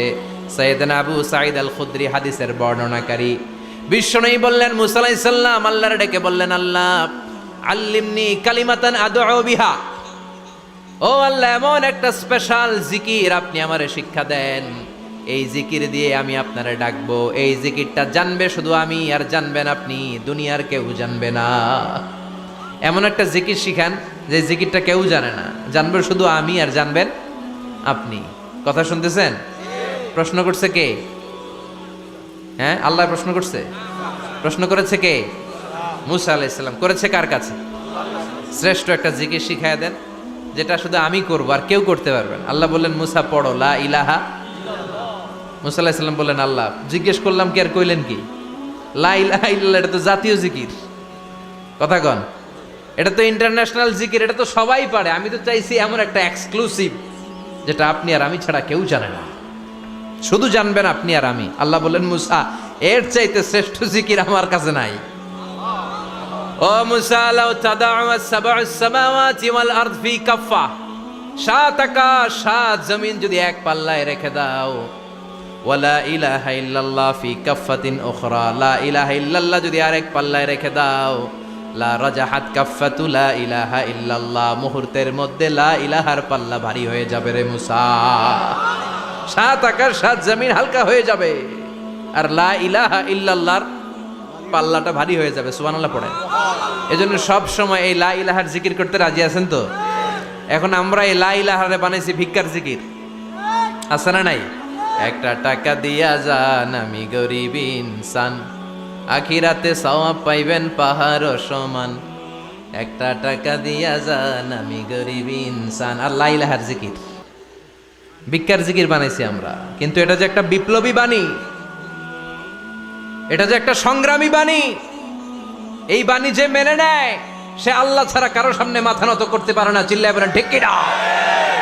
একটা বিপ্লবী কালিমাকে, একটা সংগ্রামী কালিমাকে আমরা ভিক্ষার জিকির বানিয়েছি। আপনারা তাফসির ফি জিলালিল কোরআনের রচয়িতা সাইয়্যিদ কুতুব শাহিদের নাম শুনেছেন? মিশরে কায়রোতে তাকে ফাঁসির কাস্টে ঝুলানো হয়েছে। উনি ইসলামী আন্দোলনের দাওয়াত যখন শুরু করলেন, ইসলামের সঠিক ব্যাখ্যা যখন দিতে আরম্ভ করলেন, সামাজিক জাহালাতকে দুমড়ে মুচড়ে পদদলিত করে তিনি কোরআনের বাণী যখন মিশরের যুবক শ্রেণীদের হৃদয়ে গেড়ে দিতে চাইলেন, প্রথিত করতে চাইলেন, এই অ্যাক্টিভিটিজের অংশ হিসেবে তিনি কোরআনের তাফসির লেখার কাজে হাত দিলেন আর লিখে ফেললেন জগৎ বিখ্যাত তাফসির, তাফসির ফি জিলালিল কোরআন, যেই তাফসির পড়ে পড়ে অনেক ছেলে পথের দিশা পেয়েছে। ঠিক কিনা? এই তাফসির লেখার কারণে মিশরের মধ্যে নতুন আন্দোলন তৈরি হয়ে যায়। সবার মুখে এক কথা, সৃষ্টি যার, আইন চলবে আল্লাহর আইন ছাড়া অন্য কোনো আইন দিয়ে মিশরের বুকে কোনো বিচার আমরা হতে দেব না। মিশরের তাগড়া যুবকগুলো কায়রোর রাস্তায় নেমে এলো, ঘোষণা দিল সৃষ্টি যার, আইন চলবে তার। চোরের হাত কেটে দাও, ধর্ষকদের শাস্তি দাও জনসম্মুখে। ঠিক কিনা? দুর্নীতিবাজদেরকে আইনের আওতায় আনো।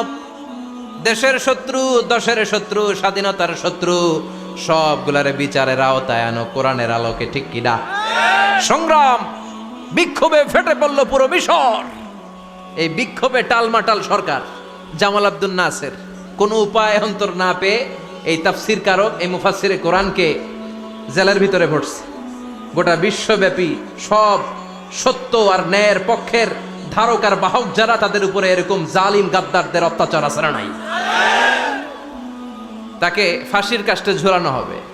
আদালত থেকে রায় দেয়া হয়েছে, মিশরের যুবকদেরকে এরকম আন্দোলনে ঠেলে দেওয়ার কারণে ডেথ পেনাল্টি, ফাঁসির রায় হলো। সৈয়দ কুতুব শহীদের ফাঁসির দিন ঘনিয়ে আসলো। কারা কর্তৃপক্ষের নিয়ম অনুযায়ী যাদেরকে হ্যাঙ্গিং করা হয়, ফাঁসি দেয়া হয়, ফাঁসির ঘণ্টাখানিক আগে ওই জেলখানার ইমাম সাহেব এসে তাদেরকে কালিমা পড়ায়। কি পড়ায়? আফদালুয যিকরি লা ইলাহা, এই যে শ্রেষ্ঠ জিকির, এই শ্রেষ্ঠ জিকিরটা এসে পড়ায়। সৈয়দ কুতুব শহীদের ফাঁসির কাস্টে দাঁড়ানোর 1 ঘন্টা বাকি। কয় ঘন্টা? In the mean time jail কোডের নিয়ম অনুযায়ী জেলখানার ইমাম সাহেব চলে এসেছে। এসে বললেন, সৈয়দ কুতুব শহীদ, আমি আপনারে কালিমা পড়াতে এসেছি, পড়েন লা ইলাহা ইল্লাল্লাহ। সৈয়দ কুতুব শহীদ বললেন, তুই আমারে কালিমা শিখাইস না, তোর কাছ থেকে আমার কালিমা শিখতে হবে না। এই কালেমা আমি খুব ভালো করে জানি, যে এই কালেমার তালিম দেওয়ার জন্য সরকার তোরে বেতন দিয়ে রাখে, ওই কালিমার ব্যাখ্যা করার কারণে আজকে আমার ফাঁসির মঞ্চে দাঁড়ানো লাগতেছে। চিল্লা এখন, ঠিক কিনা?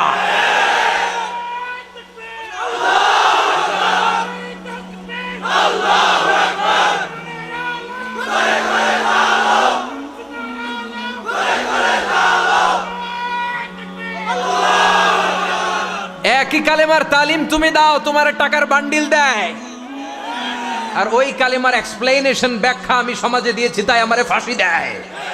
তার মানে তোর কালেমা আমার কালেমা দুইটা আলাদা কালেমা, তোর কালেমা আমার কালেমা এক কালেমা না। চিল্লা এখন, ঠিক কিনা?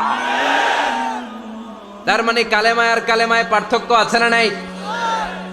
ইমানে ইমানে পার্থক্য আছে না নাই? যে ইমান প্রয়োজনে জ্বলে ওঠে না, যে ইমান সত্য ন্যায়ের কথা বলে না, যে ইমান প্রয়োজনে জ্বলে ওঠে না, যে ইমান সত্য ন্যায়ের কথা বলে না, যে ইমান বাস্তবে নাই, যে ইমান অন্তরে নাই, মুখে শুধু ফাঁকা বলি, কি করে তারে বলো ইমানে বলি, কি করে তারে বলো ইমানে বলি, কি করে তারে বলো ইমানে বলি, ঠিক কিনা? যে ইমান দিন কায়েমের আন্দোলনের ধার ধারে না, যে ইমান লেবাসধারী কোরআন হাদিস তাও পড়ে না, যে ইমান খাজার নামে মাজার গড়ে ফুলুস কামায়, যে ইমান শিরকিয়াতের আমল করে ভীত না হয়, যে ইমান ইমানে ভুলে নাস্তিকতার মঞ্চে ওঠে, যে ইমান বাতিল মতের দোসর হয়ে ফায়দা লুটে, যে ইমান শুধুই কেবল খায় দায় আনন্দ করে, যে ইমান দেখে না যে আরাকানে ভাইরা মরে, যে ইমানে বাস্তবে নাই, যে ইমানে ময়দানে নাই, মুখে শুধু ফাঁকা বলি, কি করে তারে বলো ইমানে বলি, কি করে তারে বলো ইমানে বলি, কি করে তারে বলো ইমানে বলি। চিল্লায় বলেন, ঠিক কিনা? ইমানে ইমানে পার্থক্য আছে না নাই? কালেমায় কালেমায় পার্থক্য আছে না নাই? এটা হচ্ছে শ্রেষ্ঠ কালিমা, এটা বিপ্লবী কালেমা, এটা সংগ্রামী কালেমা। এই কালেমার পক্ষে যারা, তারা সত্য আর ন্যায়ের পক্ষে। চিল্লায় বলেন, ঠিক কিনা? এই কালেমাকে যারা মেনে নিয়েছে, তারা এক আল্লাহর কাছে মাথা নত করেছে, পৃথিবীর কারো কাছে তারা মাথা নত করে না। এই কালেমার পক্ষে যারা, তাদের স্বপ্ন যে কালেমার পতাকা এই দেশে উড়বে। চিল্লায় বলেন, ঠিক কিনা?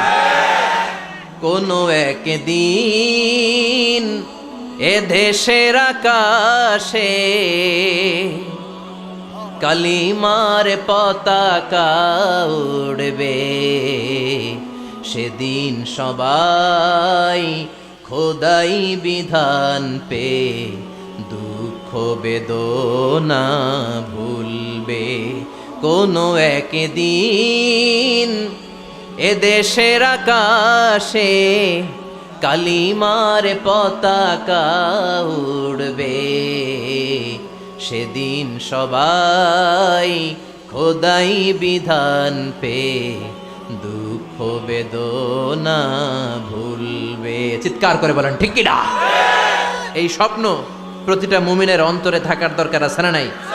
ইসলাম বিজয়ী শক্তির মসনদে বসুক, এটা যে সহ্য করতে পারে না, অন্তর থেকে যে এটা চায় না, ও মুমিন নয়, ও মুনাফিক। চিল্লায় বলেন ঠিক কি না? এজন্য বিশ্বনবী বললেন আফদলুজ যিকরি লা ইলাহা ইল্লাল্লাহ। জিকিরের জগতে সব চাইতে শ্রেষ্ঠ জিকির হলো লা ইলাহা ইল্লাল্লাহ। এজন্য সব সময় এই চমৎকার শ্রেষ্ঠতম জিকিরটা দিয়ে জিহ্বাটারে ভিজায় রাখার দরকার আছে না নাই? Every night and every day, every night and every day, never forget to say la ilaha illallah. Never forget to say la ilaha illallah. Never forget to say la ilaha illallah. When you're walking down the street, use your time and repeat and say in every heartbeat la ilaha illallah. And say in every heartbeat la ilaha illallah. And say in every heartbeat la ilaha illallah. সবাই পড়েন every night and every day, every night and every day, never forget to say la ilaha illallah. Never forget to say la ilaha illallah. সুবহানাল্লাহ পড়েন every night and every day, প্রতিদিন প্রতি সকালে never forget to say, এটা বলতে ভুলে যেও না যে এই বাণীটা বলতে নিষেধ করা হলো, বাণীটা হলো লা ইলাহা ইল্লাল্লাহ। আফদালুজ যিকর, সংগ্রামী বাণী। এই বাণীটারে দিয়ে আমরা এখন ভিক্ষা করি। কথা কোন? ভিক্ষার মধ্যে এই বাণীটা আছে না নাই? এটা কি ভিক্ষার জন্য আল্লাহ পাঠাইছে? এটা এমন সংগ্রামী বাণী, এই বাণীর সামনে সব কিছু মাথা নত করতে বাধ্য। চিল্লায় বলেন ঠিক কি না? এজন্য আমাদের জিকির যেন হয় শুধু আল্লাহর জন্য। তাহলে বুঝলাম শ্রেষ্ঠতম জিকির হলো লা ইলাহা ইল্লাল্লাহ। আবার বিশ্বনবী বললেন আহাব্বুল কালামি ইলাল্লাহি আরবাআ, আল্লাহর কাছে চারটা কথা সবচাইতে প্রিয়। চিল্লায় বলেন কয়টা? লা ইয়াদুররুকা বিআইয়িহিন্না বাদাতা, কোনটা দিয়ে শুরু করবা এটাতে সমস্যা নেই, আগে পিছে যেমনে মন চায় পড়ো। চারটা কি? একটা হচ্ছে সুবহানাল্লাহ, আরেকটা হচ্ছে আলহামদুলিল্লাহ, আরেকটা হচ্ছে লা ইলাহা ইল্লাল্লাহ, আরেকটা হচ্ছে আল্লাহু আকবার। এই চারটার চেয়ে শ্রেষ্ঠ জিকির আর নাই। কথা বলেন, এটার এই চারটার ভিতরে ইল্লাল্লাহ আছে? কথা বলেন। এজন্য জিকিরকে আমরা খণ্ডিত করব না। ঠিক যেমন যেমন সহিহ সুন্নাহ এসেছে তেমন তেমন জিকির করলে আপনার কলিজাটারে ঠান্ডা করে দিবে কে? ইল্লাল্লাহর ব্যাখ্যা থাকতে পারে, অনেকে ব্যাখ্যা করে যে এটার মধ্যে লা ইলাহা আছে, এটাকে গোপন রাখা হয়েছে, আমরা ইল্লাল্লাহ পড়ি না, ওটার দরকার নাই। বিশ্বনবী এবং সাহাবারা যেই পন্থায় জিকির করেছেন, যেই পন্থায় জিকির শিখিয়েছেন, ওইটার ভিতরে বরকত বেশি না কম? কথা বলেন বেশি না কম? এজন্য বিশ্বনবী বললেন আল্লাহর কাছে প্রিয় কথা চারটা। একটা হলো সুবহানাল্লাহ, দ্বিতীয়টা হলো আলহামদুলিল্লাহ, তৃতীয়টা হলো লা ইলাহা ইল্লাল্লাহ, চতুর্থটা হলো আল্লাহু আকবার। সুবহানাল্লাহ, আমার সাথে সাথে আওয়াজ করে পড়েন সুবহানাল্লাহ, আলহামদুলিল্লাহ, লা ইলাহা ইল্লাল্লাহ, আল্লাহু আকবার, সুবহানাল্লাহ, আলহামদুলিল্লাহ, লা ইলাহা ইল্লাল্লাহ। আওয়াজ করে পড়েন আল্লাহু আকবার। মনে থাকবে? জিকিরের ওয়াজ শেষ। এগুলোর চেয়ে শ্রেষ্ঠ জিকির নাই। সবচেয়ে শ্রেষ্ঠ জিকির লা ইলাহা ইল্লাল্লাহ, সবচেয়ে শ্রেষ্ঠ কালিমা আল্লাহর কাছে এই চারটা। একটু খেয়াল করে দেখেন, এই প্রতিটা জিকিরের মধ্যে আমার আল্লাহর নাম আছে না নাই? সুবহানাল্লাহ আছে না? আলহামদুলিল্লাহ, লা ইলাহা ইল্লাল্লাহ, আল্লাহু আকবার। আল্লাহ ছাড়া আল্লাহর নাম থাকবে না, যেই শব্দের মধ্যে ওই সমস্ত নাম আর হুই হুই হুই হুই এগুলো দিয়ে কোনো জিকির করা যাবে। আবার আব্দুল্লাহ ইবনে আমর ইবনুল আস বর্ণনা করেন, বিশ্বনবী যখন জিকিরগুলো করতেন, আমি বিশ্বনবীকে দেখেছি বিশ্বনবীর আঙ্গুলের কড়ায় জিকির গুনতেন। সুবহানাল্লাহ পড়েন। দেখতেছেন আমার হাত দেখা যায়, দেখা যায়, দেখা যায়। রাআইতুন নাবিয়্যা, আব্দুল্লাহ ইবনে আমর ইবনুল আসের বর্ণনা, রাআইতুন নাবিয়্যা ইয়াকিদু তাসবিহা বিয়ামিনিহি, আমি বিশ্বনবীকে ডান হাতের গিড়ার ভেতরে তাসবিহ গুনতে শুনেছি, তাসবিহ গুনতে দেখেছি। সুবহানাল্লাহ পড়েন। এখন আমরা লম্বা তাসবিহ ছড়া নেই না, এটা জায়েজ, কিন্তু শ্রেষ্ঠ হচ্ছে হাতের গিড়ায় গণা। এই প্রতিটা গিড়া in the day of judgement আপনার পক্ষে সাক্ষী দিবে। মনে থাকবে কিভাবে গুনবেন? বা হাতে না ডান হাতে? ডান হাত উঁচু করেন সবাই, এইভাবে। নামাজ শেষ, আল্লাহু আকবার পড়ে 3 বার ইস্তেগফার পড়ে গণা শুরু, এইভাবে সুবহানাল্লাহ, ঠিক আছে? এরপর আলহামদুলিল্লাহ, এরপর আল্লাহু আকবার। সবাই রাজি তো? সবাই রাজি? আল্লাহ তুমি কবুল করো। আরো জোরে পড়েন আমিন। তাহলে আমরা তাওবার পদ্ধতি জানলাম, কেন আমরা ইস্তেগফার পড়বো জানলাম, এরপরে জিকিরের খুঁটিনাটি জানলাম। এবার কেমন করে আল্লাহর কাছে দোয়া করবো এটাও জানার দরকার আছে না নাই? বিশ্বনবী বললেন, আর দোয়া মুখুল ইবাদা, দোয়া হলো ইবাদতের নির্যাস। যে দোয়া করে না সে কিছুই করে না। তিরমিজির আরেক বর্ণনায় বিশ্বনবী বললেন, আর দোয়া হুয়াল ইবাদা, দোয়াটাই হলো ইবাদত, দোয়াটাই ইবাদত। ধরেন আমি দোয়া করা শুরু করলাম, এটাই ইবাদত। নামাজ যেমনি ইবাদত, জিকির যেমনি ইবাদত, হজ করা যেমনি ইবাদত, দোয়া করাটাও। এজন্য প্রতি নামাজের শুরুতে দোয়া আছে না নাই? সূরাতুল ফাতিহার আরেক নাম সূরাতুত দোয়া, দোয়ার সূরা। আমরা প্রত্যেকবার সূরা ফাতিহা যখন পড়ি, আমরা পড়ি ইহদিনাস সিরাতাল মুস্তাকিম। সবাই পড়েন ইহদিনাস সিরাতাল মুস্তাকিম। ও আল্লাহ, আপনি আমাদেরকে সরল সঠিক পথ দেখান। পড়েন আমিন। ও আল্লাহ, show us the right path, show us the correct path, show us the middle path. আল্লাহ মধ্যম পন্থা দেখান, মাঝামাঝি রাস্তাটা দেখান, সিরাতুল মুস্তাকিম দেখান। আমাদেরকে রাস্তা দেখায় কে? কথা বলেন না। আমরা যদি পথ ভুলে যাই, পথ দেখায় দেয় কে? আমি যদি কোনো দিন পথে ভুলে যাই, হাত ছানি দিয়ে কাছে নিও, মমতার বন্ধনে আমায় বেঁধে সব ভুল ক্ষমা করে দিও। আমি যদি কোনো দিন পথ ভুলে যাই, হাত ছানি দিয়ে কাছে নিও, মমতার বন্ধনে আমায় বেঁধে সব ভুল ক্ষমা করে দিও। আমি যদি কোনো দিন পথ ভুলে যাই, পড়েন, হাত ছানি দিয়ে কাছে নিও, মমতার বন্ধনে আমায় ডেকে সব ভুল ক্ষমা করে দিও। চিল্লায় পড়ে না আমি, আরো জোরে আমিন। এজন্য বিশ্বনবী বললেন যে দোয়া বাদ দিল তার সব বাদ। কারণ দোয়া দিয়ে নামাজ শুরু, দোয়া দিয়ে সব শুরু, দোয়াটাই হলো ইবাদত। চিল্লায় বলেন ঠিক কিনা? আর দোয়া ও সিলাহুল মুমিন, দোয়া হচ্ছে মুমিনের উইপেন, অস্ত্র, মুমিনের বড় অস্ত্র। যেখানে সব কিছুর দৌরাত্ম্য শেষ, ওইখানে দোয়ার দৌরাত্ম্য শুরু। যেখানে সব কিছুর কারিশমা শেষ, ওখান থেকে দোয়ার কারিশমা শুরু। এরকম অনেক ক্যান্সারের মতো দুরারোগ্য ব্যাধিতে আক্রান্ত, ডক্টর ফাইনালাইজ করে দিয়েছে বাঁচবে না, 2 মাস বাঁচবে। কয় মাস? কথা বলেন। মাত্র 2 মাস সে বাঁচবে।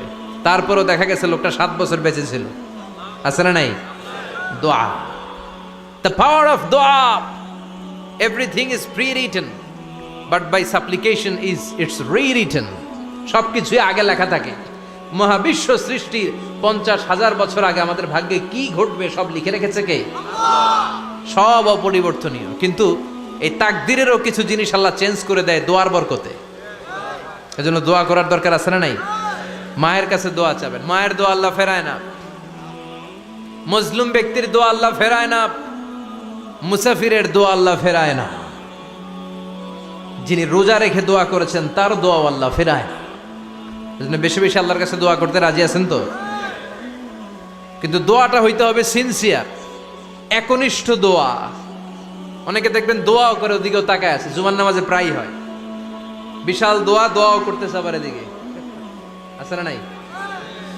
আবার দোয়াও করে মোবাইলও টিপে, কথা কন। আবার আমরা আলোচনা শেষে দোয়াও করি, পোলা পাইন সেলফিও তোলে, আছে না নাই? সিনসিয়ারিটি নাই। আপনার কি পরিমাণে সিনসিয়ারিটি আছে এটার উপর ডিপেন্ড করবে আপনার দোয়া কবুল হবে কি হবে না। একজন দোয়া করলে মুহূর্তে কবুল, চোখ বন্ধ করলে আল্লাহর আরশে চলে যায়, মদিনার সাথে ওর কানেক্টিভিটি বেড়ে যায়, আল্লাহর সাথে কানেক্টিভিটি বেড়ে যায়, সে ফিল করে সে আল্লাহর সাথে কানেক্ট হয়ে গিয়েছে। আর আরেকজন দোয়ার মধ্যে খুঁজে কিছু পায় না, আছে না নাই? তো দুই দোয়ায় পার্থক্য আছে না, কথা কন। এজন্য সম্মানিত ভাইরা, দোয়াই যখন করবেন সিনসিয়ারলি করবেন, কানেক্টিভিটিটাকে স্ট্রং করার চেষ্টা করবেন। সিনসিয়ার দোয়া is like a missile. Missile নাম শুনছেন? হামলা করে না, মিসাইল হামলা করেছে ইসরায়েল, শোনেন নাই? মারলে একেবারে ধ্বংস করে যায় সব। এই মিসাইল হামলা, ড্রোন হামলা, এগুলো লক্ষ্য বস্তু ভেদ করে ভয়ঙ্কর ভাবে, ইঞ্চি ইঞ্চি, মাইক্রো ইঞ্চি মেপে মেপে এমন ভাবে এই বোমাটা মারবে, ঠিক জায়গা মতো এটা ফিট হয়ে যাবে। তেমনি দোয়ার মতো আপনি যদি দোয়া করতে জানেন, একনিষ্ঠতার সাথে সিনসিয়ারিটি সাথে যদি দোয়াটা করে ফেলতে জানেন, এই দোয়া মুহূর্তে আল্লাহর আরশে যেয়ে নক করবে। সুবহানাল্লাহ পড়েন। আর মুমিনের দোয়া কখনো ফেরত যায় না, দোয়া করলেই মুমিনের দোয়া কবুল করে নেয় কে? আপনি জীবনে যত দোয়া করছেন সব কবুল।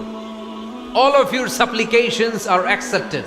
Whatever you have supplicated to your Lord, যাই চেয়েছেন সব কবুল। অনেকে বলে হুজুর এটা একটা কথা কইলেন, সব দোয়া বুঝি কবুল? কত দোয়া করলাম, জীবনে কত কিছু চাইছি, কই কিছুই তো দেয় নাই, এরকম আছে না নাই? অনেকে বলে হুজুর কত চাইলাম আল্লাহ আমার দিল না। 5টা আল্লাহ মেয়ে দিয়েছে, একটা ছেলের জন্য কাবাঘর ধরেও দোয়া করে আসছি, হাজরে আসওয়াদ ধরে দোয়া করে আসছি, মুলতাজামে দোয়া করে আসছি, আরাফাতের ময়দানে দোয়া করছি, কই আল্লাহ দিল না। আর আপনি ওয়াজে কোন যত দোয়া করছেন সব কবুল করে নিছে কে? কন্ট্রাডিক্ট হয়ে গেল না? আমি বললাম সব দোয়া কবুল, আর আপনারা কইতেছেন কই কত কিছুই তো পাই নাই। আল্লাহর দোয়া কবুল করার 3টা পদ্ধতি আছে। কয়টা? আপনাদের জিমানি আসছে?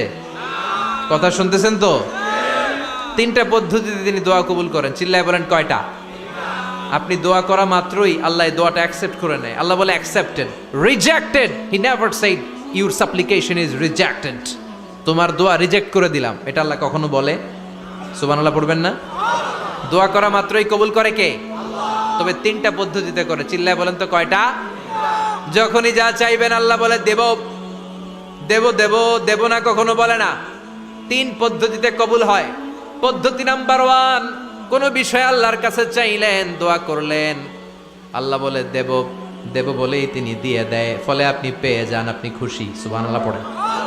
পদ্ধতি নাম্বার 2, আপনি আল্লাহর কাছে কিছু চাইলেন, আল্লাহ তখনও বলে বান্দা তোরে দেব, রিজেক্ট করে দিলাম এটা বলে না, দেব তবে এখন না, লেটার অন, একটু দেরি করে, পরে দেব, কখন দিলে আমার জন্য ভালো, আমার চেয়েও ভালো জানে কে? তাইলে মাঝে মাঝে সাথে সাথে দেয়, মাঝে মাঝে দেরি করে দেয়।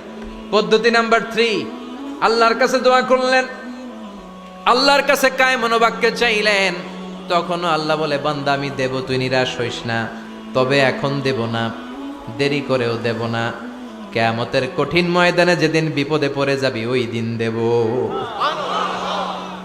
যেদিন পিতা সন্তানরে চিনে না, সন্তান পিতারে চিনবে না, পীর সাহেব মুরিদরে চিনবে না, মুরিদ পীর সাহেবরে চিনবে না, মুসল্লি ইমাম সাহেব চিনবে না, ইমাম মুসল্লি চিনবে না, নেতা কর্মী চিনবে না, কর্মী নেতারে চিনবে না। চিল্লা এখন ঠিক কিনা?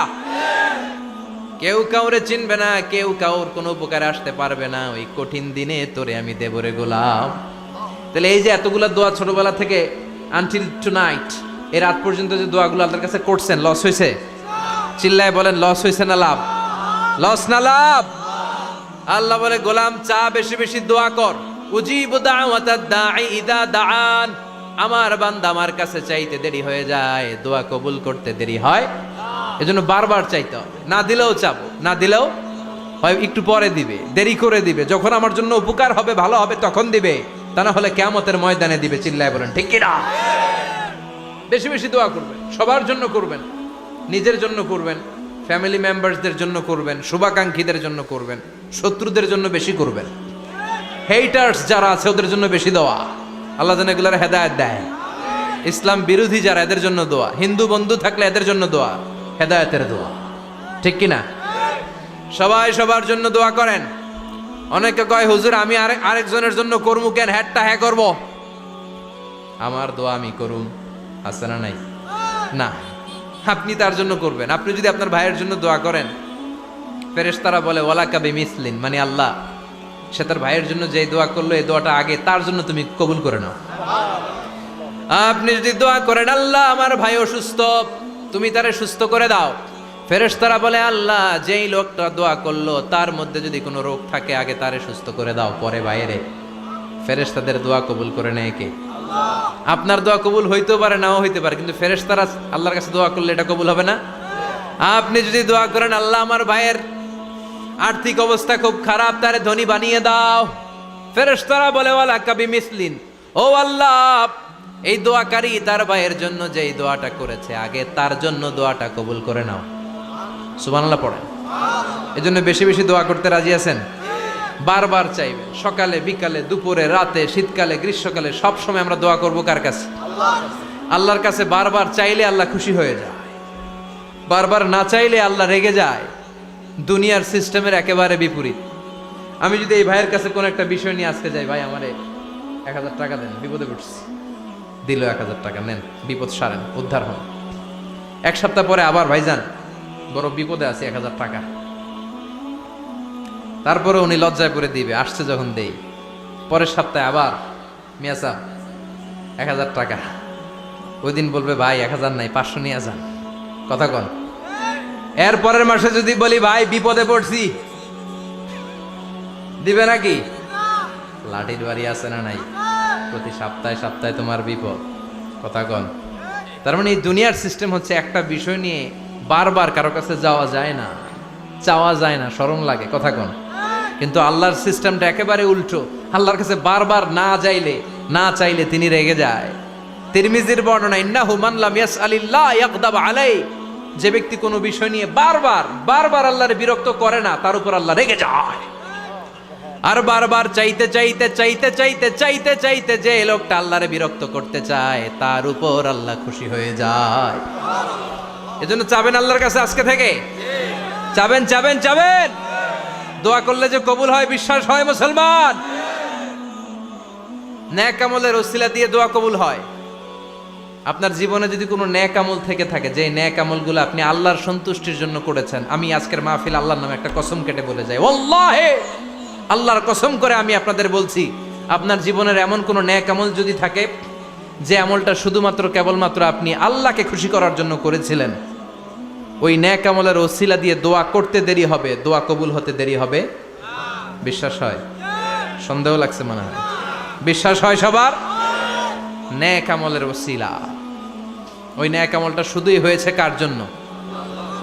চোখের পানি ছাড়ছিলেন এক রাতে আল্লাহর ভয়ে, কাউরে দেখানোর জন্য না, ওই নেক আমল। রাত্রিবেলা হেঁটে যাচ্ছিলেন মসজিদের পাশ দিয়ে, দেখলেন দান বাক্স লেখা, কেউ নাই, কচকচে 500 টাকার নোট বের করে ঢুকাই দিছিলেন। এটা হচ্ছে শুধু আল্লাহরে দেখানোর জন্য নেক আমল, ঠিক কিনা?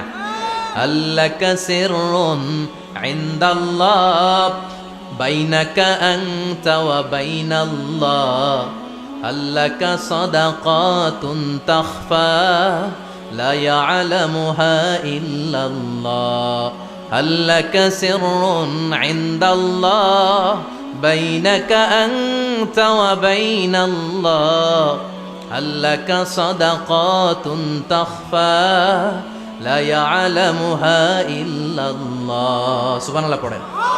আল্লাকা সিররুন ইনদাল্লাহ, তোমার আর তোমার রবের মাঝে গোপন কিছু আছে কি যেটা আল্লাহ ছাড়া কেউ জানে না? তোমার কি কোনো গোপন দান আছে কি যেটা আল্লাহ ছাড়া কেউ দেখেনি? সুবহানাল্লাহ পড়েন। এমন কোন আমল যে আমলটা আপনি করেছিলেন শুধু আল্লাহর খুশির জন্য, ওই আমলের ওসিলা দিয়ে দোয়া করলে কবুল করবে কে? বিশ্বাস হয়?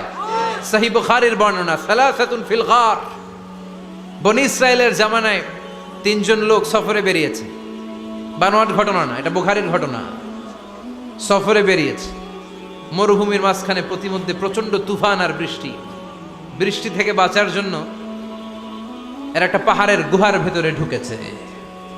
হঠাৎ থান্ডার, বজ্রপাত, বিজলি, মুষলধারে বৃষ্টি। বৃষ্টির পানিতে পিচ্ছিল হয়ে উপর থেকে বিশাল প্রকাণ্ড একটা পাথরের খণ্ড এসে গুহার মুখের মধ্যে আটকে গিয়েছে। যেই গুহার মুখ দিয়ে তারা ঢুকেছে, ওইখানে বিশাল একটা পাথর গড়িয়ে এসে উপর থেকে বলল, অন্ধকার, ভিতরে কোনো আলো নাই, কোনো জনমানব নাই, বাঁচানোর কেউ নাই, কিচ্ছু দেখা যায় না, ঘুটঘুটে অন্ধকার। বাইরে থেকে আলো আর অক্সিজেন যে আসবে ওই সুযোগটাও নাই। তিনজন বুঝে গেল আমাদের মৃত্যু এখানেই হবে, আমাদের কঙ্কালগুলো শত শত বছর এখানে পড়ে থাকবে, কেউ উদ্ধারের জন্য আসবে না। ঠিক কি না? বাঁচানোর কেউ নাই, অক্সিজেন যতটুকু আছে কিছুক্ষণ পরে এটাও শেষ হয়ে যাবে। তিনজনের একজন বলল, আমাদের বাঁচানোর কেউ নাই, একজন ছাড়া তিনি কে? আমাদের তিনজনের জীবনের এমন কোন নেক আমল আছে কিনা যেটা দিয়ে আল্লাহর কাছে দোয়া করা যায়? কার জীবনে কি নেক আমল আছে যেই নেক আমলটা দুনিয়ার কোনো মানুষকে দেখানোর জন্য করা হয় নাই, শুধু করা হয়েছে কার জন্য? এরকম কোন নেক আমল থাকলে দোয়া করা শুরু করো, এছাড়া আমাদের বাঁচার কোনো উপায় নাই। একজন দোয়া করা শুরু করলো। হাদিসে লম্বা একটা হাদিস, আমি সরল বঙ্গানুবাদ শোনাচ্ছি। একজন দোয়া করা শুরু করলো। একজন বলতে শুরু করলো, আল্লাহুম্মা কানা লি আবাওয়ান শাইখান কাবীরান, ও আল্লাহ, আমার বৃদ্ধ বৃদ্ধা মা বাবা ছিল, আমি পেশায় ছিলাম রাখাল, প্রতিদিন রাখালগিরি করার পরে, ছাগলের দুধ দোহন করার পরে যখন বাসায় ফিরে আসতাম, সবার আগে আমি আমার আব্বা আম্মারে দুধ খাওয়াতাম। আব্বা আম্মাকে দুধ খাওয়ানোর পরে আমার সন্তানদের মুখে, আমার স্ত্রীদের মুখে আমি দুধ তুলে দিতাম। একদিন আমার আসতে দেরি হয়ে গেল, এসে দেখি আব্বা আম্মা ঘুমিয়ে গেছে। দুধের বাটি নিয়ে আমি আব্বা আম্মার মাথার সামনে দাঁড়িয়ে রইলাম। মনে মনে ভাবলাম, আব্বা আম্মা যখন ঘুম থেকে জাগবে, আব্বা আম্মারে আগে আমি দুধ খাওয়াবো, তারপরে ছেলে মেয়েরে খাওয়াবো, স্ত্রীদেরকে খাওয়াবো। দাঁড়িয়ে রইলাম। আমার ছেলে মেয়েরা এসে আমার কাছে বলল, আব্বা খাবার দাও, আমি দেই নাই। ক্ষুধার জ্বালায়, ক্ষুধার যন্ত্রণায় পাগল পাড়া হয়ে আমার কলিজার টুকরা ছেলে মেয়েগুলো আমার পায়ের মধ্যে পড়ে কাঁদতে লাগলো, আব্বা একটু দুধ দাও, ক্ষুধা লেগেছে। ও আল্লাহ, আমি দেই নাই। ফজর পর্যন্ত দাঁড়িয়ে রইলাম। ফজরের সময় যখন আব্বা আম্মা ঘুম থেকে উঠলেন, সবার আগে আব্বা আম্মারে দুধ খাওয়ালাম, তারপরে ছেলে মেয়েদের মুখে তুলে দিলাম। ও আল্লাহ, ও আল্লাহ, ওই দিনে সারা রাতটা আমি দাঁড়িয়ে আব্বা আম্মার জন্য যে দাঁড়িয়েছিলাম, দুনিয়ার কাউরে দেখানোর জন্য নয়, শুধু তোমারে খুশি করার জন্য। ওই রাতের ইবাদতটা যদি তোমার কাছে পছন্দ হয়, বা ফাররিজ আন্না মা নাহনু ফি, আজকে যেই বিপদে আমরা আছি, বিপদ থেকে তুমি বাঁচাও। বলার সাথে সাথে 1/3, 1/3 পাথরটা ডান দিকে সরে গেল। সুবহানাল্লাহ পড়বেন না? এবার বাইরে থেকে আলো আসতে শুরু করেছে, অক্সিজেন ঢুকতে শুরু করেছে, তাদের মনের মধ্যে স্বস্তি ফিরে এসেছে। এবার দ্বিতীয় জন দোয়া শুরু করলো, আল্লাহ, আমার এক চাচাতো বোন ছিল, এত সুন্দরী, আমার জীবনে এত সুন্দরী নারী আমি দেখি নাই, এত সুন্দরী নারী। ওয়া কুনতু উহিব্বুহু বিআশাদ্দি মা ইউহিব্বুর রিজাল আন নিসা, একজন পুরুষ একজন নারীকে যত ভালোবাসতে পারে, আমি ঠিক ততটা ভালোবাসতাম আমার এই সুন্দরী কাজিনকে, চাচাতো বোনকে। কিন্তু আমার মনের কথা আমার চাচাতো বোনরা আমি বুঝাতে পারি নাই। একদিন লজ্জা শরমের মাথা খেয়ে চাচাতো বোনরা আমি বললাম, তোরে আমি বড্ড ভালোবাসি, একান্তে আমি তোরে চাই। চাচাতো বোন বলল, এত এত স্বর্ণ মুদ্রা যেদিন জমাতে পারবা ওই দিন আমারে পাবা। এবার আমি স্বর্ণ মুদ্রা জমাতে লাগলাম। জমাতে জমাতে জমাতে জমাতে বছর শেষে স্বর্ণ মুদ্রার থলে নিয়ে চাচাতো বোনের হাতে দিলাম। চাচাতো বোন আমার অপকর্মে রাজি হয়ে গেল। গোপন একটা রুমের ভেতরে আমরা ঢুকলাম, দুইজনেই জামা কাপড় খুলে নেকেড হলাম, জিনা করব, পাপ কাজ করব। একেবারে ফাইনাল ডেস্টিনেশন আমরা চলে গেলাম। পাপ কাজ যখন আমরা শুরু করব, ইন দা মিন টাইম আমার চাচাতো বোন আমার ডেকে বলে, ও আমার চাচাতো ভাই, ইত্তাকিল্লাহ, ইত্তাকিল্লাহ, আল্লাহরে ভয় কর, আমার সতীত্ব নষ্ট করে দিস না। আল্লাহ ওই মুহূর্ত থেকে ফিরে আসা কোনো পুরুষের পক্ষে সম্ভব ছিল না। ইত্তাকিল্লাহ, এই বাক্যটা শুনে, তোমার আওয়াজ শুনে আমার কলিজার মধ্যে কাঁপুনি ছুটে গিয়েছে। তোমার নাম শুনে আমি আর ধৈর্য ধারণ করতে পারি নাই, চিৎকার মেরে জামা পেড়ে ওই ঘর থেকে বের হয়ে গেলাম। ও আল্লাহ, শুধুমাত্র কেবলমাত্র একমাত্র তোমার ভয়ে ওই দিন আমি আমার চাচাতো বোনের সাথে পাপ কাজে লিপ্ত হই নাই। আল্লাহ রে, ওই দিনের আমলটা যদি তোমার দরবারে কবুল হয়ে থাকে, আজকের বিপদের দিনে তুমি আমাদের বাঁচাও। বলা মাত্রই এই দোয়া আল্লাহর কাছে এত কবুল হয়েছে, কারণ আল্লাহর ভয় এটা পৃথিবীর সবচেয়ে বড় ইবাদত। চিল্লায় বলেন ঠিক কিনা? যাদের হৃদয়ে আছে আল্লাহর ভয়, তারা কভু পথ ভুলে যায় না। আল্লাহর প্রেম ছাড়া এই দুনিয়ায় কারো কাছে কোনো কিছু চায় না। ঠিক কিনা? আল্লাহর ভয় আল্লাহর কাছে সবচেয়ে বড় প্রিয় ইবাদত। আল্লাহর কাছে দোয়াটা এত পছন্দনীয় হয়েছে, মুহূর্তের মধ্যে 2/3 পাথরটা গুহার মুখ থেকে ডান দিকে সরে যায়। 2/3 পাথর এখন সরে গিয়েছে। এবার তারা বেরোতে চেষ্টা করলো, দেখা যায় হাত বেরোয়, কারো পা বেরোয়, মাথা বেরোয়, কিন্তু পুরো বডিটা নিয়ে বেরোয়া যায় না। বাকি আছে কয়জন? কথা কন। এবার 3 নাম্বার লোক দোয়া করতে শুরু করেছে, আল্লাহ ইন্নী ইস্তাজারতু উজারা ফাদাফাতু সামানাহুম। আল্লাহ, আমি অনেকগুলো শ্রমিক ভাড়া করেছিলাম, তাদেরকে দিয়ে কাজ করিয়ে তাদের ঘাম শুকিয়ে যাওয়ার আগে প্রত্যেকটা শ্রমিকের পারিশ্রমিক আমি দিয়ে দিয়েছি। সবগুলো শ্রমিক আমার কাছ থেকে পারিশ্রমিক বুঝে নিয়েছে, একজন ছাড়া। একজন না নিয়ে চলে গেছে। তার টাকা তারে আমি বুঝাই দিতে পারি নাই। তার রেখে যাওয়া টাকা দিয়ে আমি কয়েকটা ছাগল কিনলাম। ওই ছাগল পালতে পালতে বাচ্চা দিল, আরো বাচ্চা দিল, দিতে দিতে বিশাল ছাগলের ডেইরি ফার্ম বানালাম। 1 যুগ পরে ওই শ্রমিক এসে বলে, হে আমার মালিক, 12 বছর আগে তোমার কাছে কাজ করেছিলাম, টাকা কিন্তু নেই নাই, টাকা দাও। আমি বললাম, ওই যে বিশাল ছাগলের বড় একটা ডেইরি ফার্ম দেখা যায়, পুরো ডেইরি ফার্ম তোমার, ডেইরি ফার্মটা তুমি নিয়ে যাও। শ্রমিক আমারে বলতে লাগলো, তাস্তাজিউ মিন্নি, আমার সাথে ঠাট্টা করো নাকি? একদিনের পারিশ্রমিক দিয়ে ডেইরি ফার্ম হয় নাকি?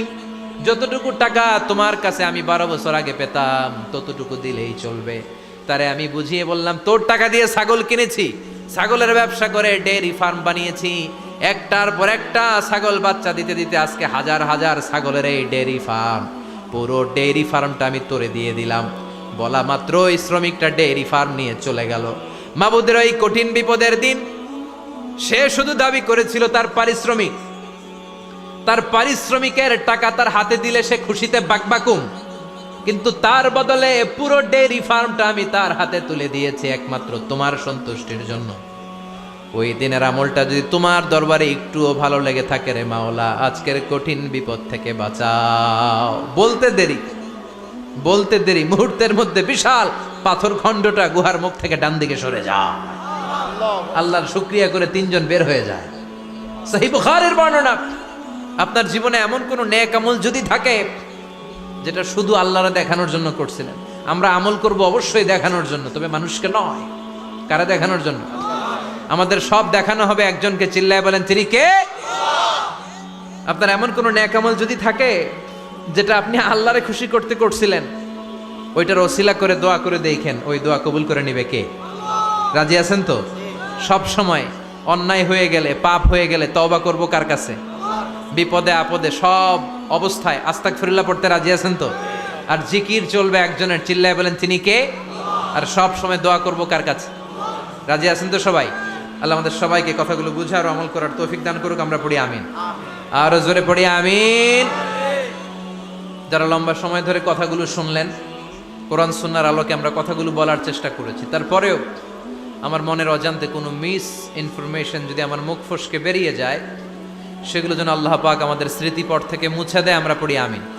সত্য, সুন্দর, কল্যাণকর, হকের পক্ষে যা বললাম তার সবগুলো কথা প্রথমে আল্লাহ তাআলা আমাকে আমলের তৌফিক দান করুক এবং আপনাদের সবাইকে আমলের তৌফিক দান করুক। আমরা পড়ি আমিন।